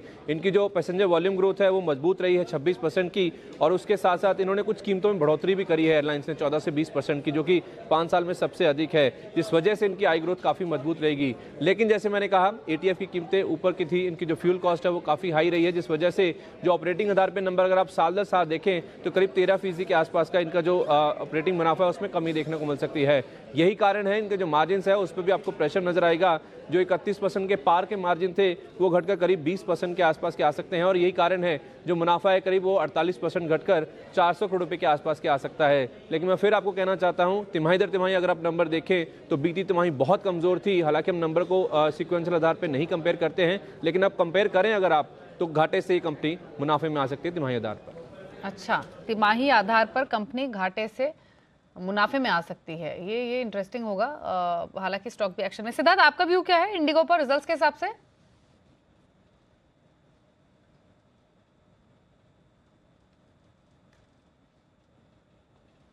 सिद्धार्थ, अच्छा चलिए, सिद्धार्थ से बातचीत नहीं हो पा रही है, लेकिन हाँ स्टॉक में तो डेफिनेटली एक्शन है। 56 रुपए ऊपर आकर अभी स्टॉक कारोबार कर रहा है 1119 के लेवल्स पर। अभी मैंने विश्वेश की राय ली भी थी स्टॉक पर, सिद्धार्थ जुड़ेंगे तो वापस उनका व्यू लेंगे कि क्या करना चाहिए। इस बीच कुछ और स्टॉक्स देख लेते हैं। एक कैश मार्केट का स्टॉक है, और राकेश जी आप अपनी राय दीजिए। इन्फो एज, ये स्टॉक धीरे धीरे चला है और अब वापस, अब अगर आप इसके लेवल्स देखें तो ये 1600 के स्तर पर आ चुका है। आज भी 6% की मजबूती, इसकी जो ये चाल हुई ना वापस 1100 के लेवल से बहुत नोटिस नहीं हुई, लेकिन स्टॉक अब वापस 1600-1700 पर आ चुका है। क्या करना चाहिए, कैसा लग रहा है? दीपाली जी, निवेश वाला स्टॉक है, अच्छा पैटर्न है स्टॉक का, एक्यूमुलेशन में घूम रहा है स्टॉक, और स्टॉक दीपाली जी ऊपर निकलने की कोशिश कर रहा है। एक बार 1700 के ऊपर निकलेगा तो एक बड़ा अपमूव देखने को मिलेगा इन स्तरों पर। मेरा ऐसा मानना है इसके अंदर इन्वेस्टमेंट करनी चाहिए दीपाली जी। ये ट्रेडिंग वाला स्टॉक नहीं, क्योंकि वाइड स्विंग्स आते हैं, उसमें छोटे छोटे स्टॉप लॉस ट्रिगर हो जाते हैं, बट डेफिनेटली स्ट्रक्चर अच्छा है, हायर टॉप हायर बॉटम का रुझान है। यहाँ पर 1800-1850 के लेवल्स देखने को मिल सकते हैं, खरीदारी करके चलना चाहिए इन्फो एज के अंदर। तो इन्फो एज में खरीदारी करके चलें। और इस बीच आप देखिए कई सारे स्टॉक्स जो ऊपरी स्तरों से अच्छे खासे फिसल रहे हैं। रिलायंस इंफ्रा देखिए 4% नीचे आ चुका है। पीएफसी कल शुभम अग्रवाल बोल के गए थे, आरईसी के बाद उन्होंने पीएफसी दोनों बेचने की राय दी थी, और आरईसी तो 128.50 पे बड़ा बोल्ड कॉल था। तब तो कहीं कोई दूर दूर से संकेत नहीं था कि ये स्टॉक रुकेगा, और उन्होंने बोला नहीं बहुत चल गया, अब यहाँ पर यू टर्न लेने की बारी। आरईसी दिखाइए 128.50 में, मुझे अच्छे से याद है, तब मैंने पूछा भी था, मैंने कहा स्टॉक 1.5% मजबूत है, 8% ओपन इंटरेस्ट बढ़ा हुआ है, आप ऐसे कैसे बेच रहे हो? तो बोले नहीं ऐसे ही बेचना चाहिए। तो उसके बाद फिर पीएफसी कल और बोला, गजब का कॉल था शिवम जी का, बहुत ही तगड़ा कॉल। आज देखिए पीएफसी 4% निकला, बोल्ड एंड ब्यूटीफुल। लेकिन इन सबसे बढ़िया कॉल तो देखिए डिम्पी जी का ही है। देखो जो भी है ना, मैं हाँ मतलब है जिसकी जो इसमें एक्सपर्टाइज है ना, उसको वही काम कर देना चाहिए। जरा यूनाइटेड स्पिरिट्स मैकडोनल्ड्स रिजल्ट आने के पहले रिजल्ट आ चुका है, ऐसा लग रहा है। देखिए 600 नहीं, 600 के पार कहाँ पहुंच चुका है। फ्यूचर तो 607 पे है, क्या बात है। कुणाल जी आपकी कोई विशेष टिप्पणी? अरे जी देखिए, इस पे टिप्पणी देने का एकमात्र अधिकार जो है मतलब एक छत्र राज इस पर है डिम्पी जी का। लेकिन मुझे लगता है कि देखिए जिस तरह का स्ट्रक्चर है, जैसे अभी दीपाली ने जब मुझसे पूछा था, मैंने कहा कि इन दोनों में अगर तुलना करनी हो रेडिको और मैकडॉवेल्स में, तो मैकडॉवेल का चार्ट बेहतर लगता है, क्योंकि 580 के आसपास बड़ा सपोर्ट है। अब 602 रुपए का भाव फ्यूचर्स में चल रहा है। मुझे लगता है कि और ऊपर के लेवल्स आएंगे। 625 पर अगला पड़ाव है, तो यहां से भी 20-25 रुपए की तेजी और बन सकती है। जिनके पास है होल्ड करना चाहिए। ओके, तो होल्ड करें, कोई दिक्कत वाली बात नहीं है, होल्ड करना ही चाहिए, बिल्कुल बेहतरीन है। एक और स्टॉक है जिस पे मैं राय लेना चाहता हूँ, विप्रो। काफ़ी मजबूती के साथ ट्रेड कर रहा है। मुझे याद है रिजल्ट के पहले से बंसल जी लगातार इस स्टॉक को रिकमेंड करते थे। बंसल जी पिछले 15-20 मिनटों में बड़े एक्शन में आया है विप्रो। आपकी राय, लगातार खरीदारी की रही है, 348.50 कैश में है इस वक्त, क्या करना चाहिए और खरीदेंगे? अनिल जी खरीदना चाहिए। जिस तरीके से टेक्निकली, एक तो अनिल जी नतीजों के बाद ब्रेकआउट आ रहा है इसके अंदर, और दूसरा यहाँ पर कंजर्वेटिव होके देखें तो 360-365 के लेवल्स 2-3 दिनों में देखने को मिल सकते हैं। एक नई खरीदारी का कैंडिडेट है, ऐसे अनसर्टन मार्केट में एक ब्रेकआउट हो रहा है। और दूसरा अनिल जी, जहां पर दिग्गज गलत निकलते हैं और वहां पर जब ब्रेकआउट होता है तो एक बड़ा अपमूव देखने को मिलता है। मुझे तो लगता है अनिल जी स्ट्रॉन्ग बाइंग का कैंडिडेट है। जिन्होंने मुझको सुन के इसको खरीदा है वो डेफिनेटली होल्ड करें, और जिन्होंने नहीं खरीदा है वो इसको मिस नहीं करना चाहिए। 360-365 के टारगेट के लिए एक बेहतरीन खरीदारी का कैंडिडेट है विप्रो। एक मिनट, मैं आपकी बातों से कुछ मतलब निकालने की कोशिश कर रहा हूँ, लेकिन निकाल नहीं पा रहा हूँ। जहाँ दिग्गज गलत पड़े हो उसको तो पक्का खरीदना चाहिए। कुछ संकेत दीजिए, थोड़ा समझे कौन गलत पड़ा है इस स्टॉक में, मुझे याद नहीं आ रहा। आप बताएंगे या मैं कुणाल जी को पूछूं? अनिल जी नहीं, अनिल जी CLSA वगैरह ने इस पे काफी दिग्गज ब्रोकरेजेस ने इसमें नतीजों के बाद डाउनग्रेड करा है, और इतिहास गवाह है जब मैं उनके अगेंस्ट ठीक पड़ा हूं तो फिर काफी ठीक निकला हूं। तो मुझे लगता है अभी तो ठीक की शुरुआत हुई है, और अभी एक लॉन्ग वे है to go from here on. हाँ, ये बात तो सही है, इसमें कोई डाउट नहीं है। CLSA पे तो राकेश जी भारी पड़ते हैं हमारे, कई बार, एक बार नहीं भाई, कई बार, लगातार, बार। ओके तो मैं वही सोचा था, मैंने ऐसा कौन सा दिग्गज है। देखो CLSA वाले तो क्या है, अभी समझते नहीं ना, इसलिए बाकी तो जितने एक्सपर्ट है उन सबको तो राकेश जी का पावर पता है, तो वो तो आपके सामने ज्यादातर आते रहिए। आप देखिए आज कहा किसी ने टाइटन पे शॉर्ट कॉल दिया, किसी ने नहीं दिया, आप ही का बाय कॉल है, सबने समझ लिया अब नहीं देना इनके सामने शॉर्ट कॉल। तो देख लीजिए स्टॉक भरपूर मजबूती के साथ कारोबार कर रहा है आज के सेशन में। तो ये है आपके लिए राय। विप्रो अभी भी नहीं खरीदा है तो ज़रूर खरीदिएगा, खरीदने की राय है इस वक्त। राकेश जी की तरफ से विप्रो में। एक और वनडे वंडर SREI इंफ्रा, ऐसे वायदा कारोबार में 30-40 रुपए वाले जो शेयर हैं इन पे बड़ी गहरी नजर रखते हैं विश्वेश जी। कई बार है ना ये कीचड़ में कमल खिलाने की भी कोशिश करते हैं है ना? हाँ, कुछ न कुछ ढूंढते रहते हैं ऐसा। इसमें कुछ विश्वेश जी है कुछ इसमें? देखिए एक चीज़ समझिए कि ये स्टॉक बहुत ही लंबे समय से ये नैरो रेंज में ट्रेड कर रहा है और narrow range is contracting. Contracting का मतलब कि हर बार जो लेवल है वो नीचे आ रहा है और इस बार जो लेवल है नीचे में मेरे हिसाब से 3180 के आसपास है, तो आज 6% नीचे है। और अगर ये पैटर्न है, ये पैटर्न को कुणाल जी से आप पूछ सकते हैं, इसको सिमेट्रिकल ट्रायंगल बोलते हैं या कॉन्ट्रैक्टिंग ट्रायंगल बोलते हैं। अगर ये टूट गया तो स्टॉक नीचे में वापस इसके जो 2013 के लो थे वो वापस आ सकते हैं, वो मेरे हिसाब से पॉसिबल है। ऑन दी अदर हैंड अगर ये यहाँ पे सपोर्ट लेता है तो फिर से एक बार में 36 के आसपास जा सकता है। तो ये 31-36 की रेंज में मेरे हिसाब से काफ़ी लंबे से ट्रेड कर रहा है और क्योंकि lower end of the range में है, क्योंकि मार्केट में मेरे हिसाब से लार्ज कैप चल रहे हैं, तो एक बार के लिए आप यहाँ पे एग्रेसिव ना होके छोटी सी पोजीशन ले सकते हो। ठीक है, स्टॉक कल 4% बढ़ा था, आज वापस 5 से 6% नीचे है, लेकिन कल के 2000 ये आपके लिए आ रहा है आखिरी मिनटों में कमाई का मौका। तैयार हैं या फिर? बिल्कुल नहीं, अब आखिरी मिनट तो आएंगे और, हाँ, तो और, फिर और कितने तैयार होंगे, नहीं तो फिर पता चला लेट हो जाएंगे फिर एक्चुअली। तो ठीक है, यहाँ से सीधे रुक करते हैं अब कल के 2000 का।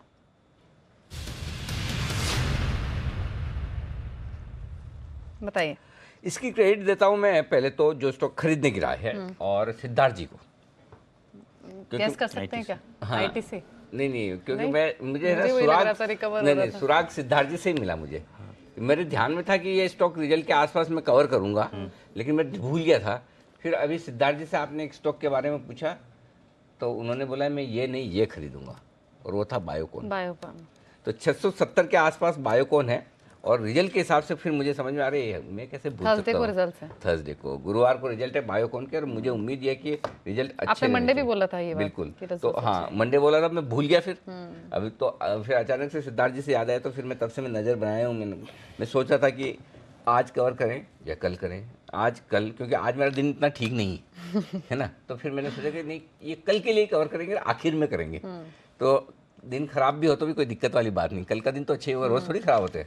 तो चलिए कल के 2000 के लिए आप बायोकॉन में कर सकते हैं खरीदारी, और बायोकॉन का फ्यूचर खरीद लीजिए। परसों रिजल्ट है, सिंपल आपको छोटा सा स्टॉप लॉस रखना है। मैं इस बार स्टॉप लॉस बहुत छोटा दूंगा, बिल्कुल 660-62 की रेंज में कहीं लगा लीजिए, वहाँ पर स्टॉप लॉस ठीक है। तो ज़्यादा लंबा एक काम करें, हाँ ये ठीक है, 661.50 आज का लो है, वहीं पर स्टॉप लॉस रखिए और ऊपर की तरफ 680 के आसपास के टारगेट, या कल आपके जहाँ 2000 बनते जाइए वहाँ पर प्रॉफिट बुक करते जाइए। तो सिद्धार्थ जी की राय तो खरीदारी की है, विश्वेश जी आपकी भी बता दो साथ में, ये कल के 2000 के लिए ठीक है ना?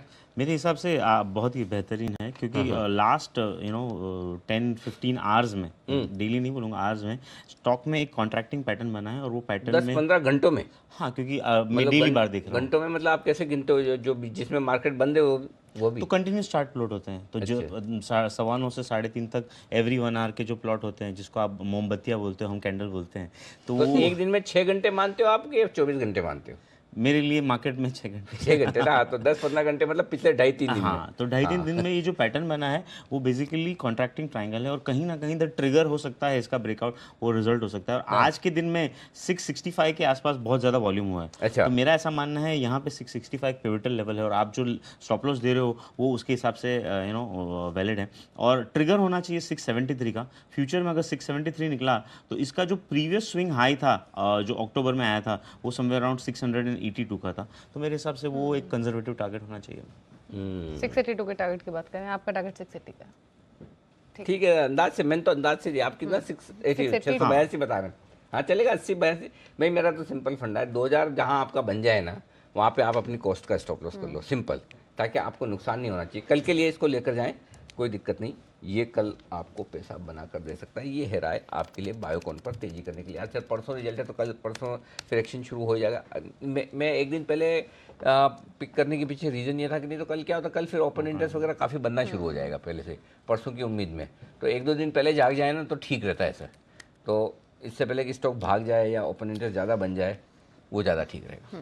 स्टॉक दिन के ऊपरी स्तरों पर ही है, नतीजे भी अच्छे आ सकते हैं। मुनाफा 2 गुना बढ़ने का अनुमान है बायोकॉन का। 670 के आसपास कारोबार कर रहा है, कल के 2000 का स्टॉक। लेकिन आज फार्मा का मूड वैसे भी अच्छा रहा है। सन फार्मा का हमने थोड़ी देर पहले बात की थी। एक फटाफट से डॉक्टर रेड्डीज पर राय लेते हैं। ये स्टॉक भी 2% के आसपास की मजबूती दिखा रहा है। राकेश जी, क्विकली आपकी राय डॉक्टर रेड्डीज पर। दीपाली जी, मुझे तो डॉक्टर रेड्डीज इनफैक्ट काफ़ी अच्छा लग रहा है, एक परफेक्ट कैंडिडेट लग रहा है निवेश का। और जिस तरीके से यहाँ टेक्निकल रुझान है, यहाँ पर मुझे लगता है कि 2780 के लेवल्स देखने को मिलेंगे। इसको डिलीवरी में बाय करना चाहिए और अगर स्टॉप लॉस लगाना है तो 2570 का एक क्लोजिंग बेसिस का स्टॉप लॉस लगाना चाहिए। 2570 के नीचे की क्लोजिंग है तब यहाँ से एग्जिट करना चाहिए और इसको बाय करके चलना चाहिए 2760 से लेकर 2780 के लक्ष्य के लिए। ओके, तो ये है डॉक्टर रेड्डी। डॉक्टर रेड्डी है, ओके ठीक है। और इस बीच बाजार बंद होने की तैयारी में है। जो स्टॉक सैंक्शन में बता दूं, सन फार्मा आज का स्टार परफॉर्म 5% की मजबूती के साथ, विप्रो 3% ऊपर है, टाइटन 2% ऊपर है, कोटक बैंक 2% ऊपर है। तो देखिए टॉप 4 गेनर जो हैं, 5 इनफैक्ट डॉक्टर रेड्डीज, उसमें से 5 में से 4 तो हमारे एक्सपर्ट्स ने बहुत स्ट्रांगली रिकमेंड किए हैं। सन को छोड़ दें एक बार तो, विप्रो, टाइटन और डॉक्टर, ये तीनों तो राकेश जी ने किए और कोटक कुणाल जी, आशु जी ने किया है ना। तो ये है, नितिन जी की भी कॉल थी बिल्कुल। आइए अब कमजोर शेयरों का भी जिक्र। वेदांता 4% नीचे आज, ओहो। टाटा स्टील 3%, ये भी आपको पता है, किसने बोला? आशु जी ने बोला है बेचिए बेचिए बेचिए, जो समझ में आए वो मेटल बेचिए। ये सब कमजोर हैं आज के सेशन में। ऑटो स्टॉक हम इस साल की शुरुआत से आपको कहने कि ये खराब है। M&M देखिए 3% नीचे है आज के सेशन में। मारुति देखिए 2% नीचे है।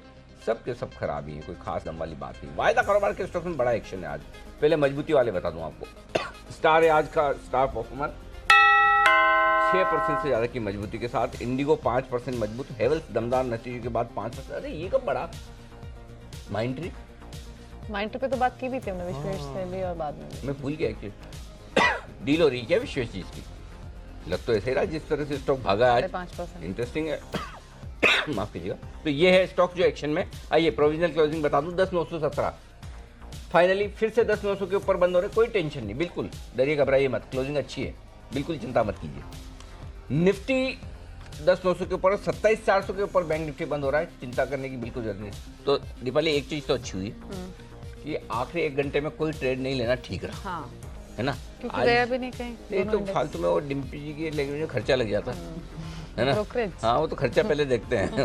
उनको इस बात से मतलब नहीं उनकी कितनी कमाई है, उनको इस बात से ज़्यादा मतलब दूसरों की कितनी कमाई है, तो खर्चे का पहले ध्यान रखते हैं। तो खर्चा लग जाता है, तो खर्चा बच गया आपका, वो अच्छी बात है। सेंसेक्स 134 अंक नीचे जाकर बंद हुआ है। सिद्धार्थ जी आपका भी बहुत बहुत धन्यवाद। विश्वेश जी शुक्रिया हमारे लिए वक्त निकालने के लिए।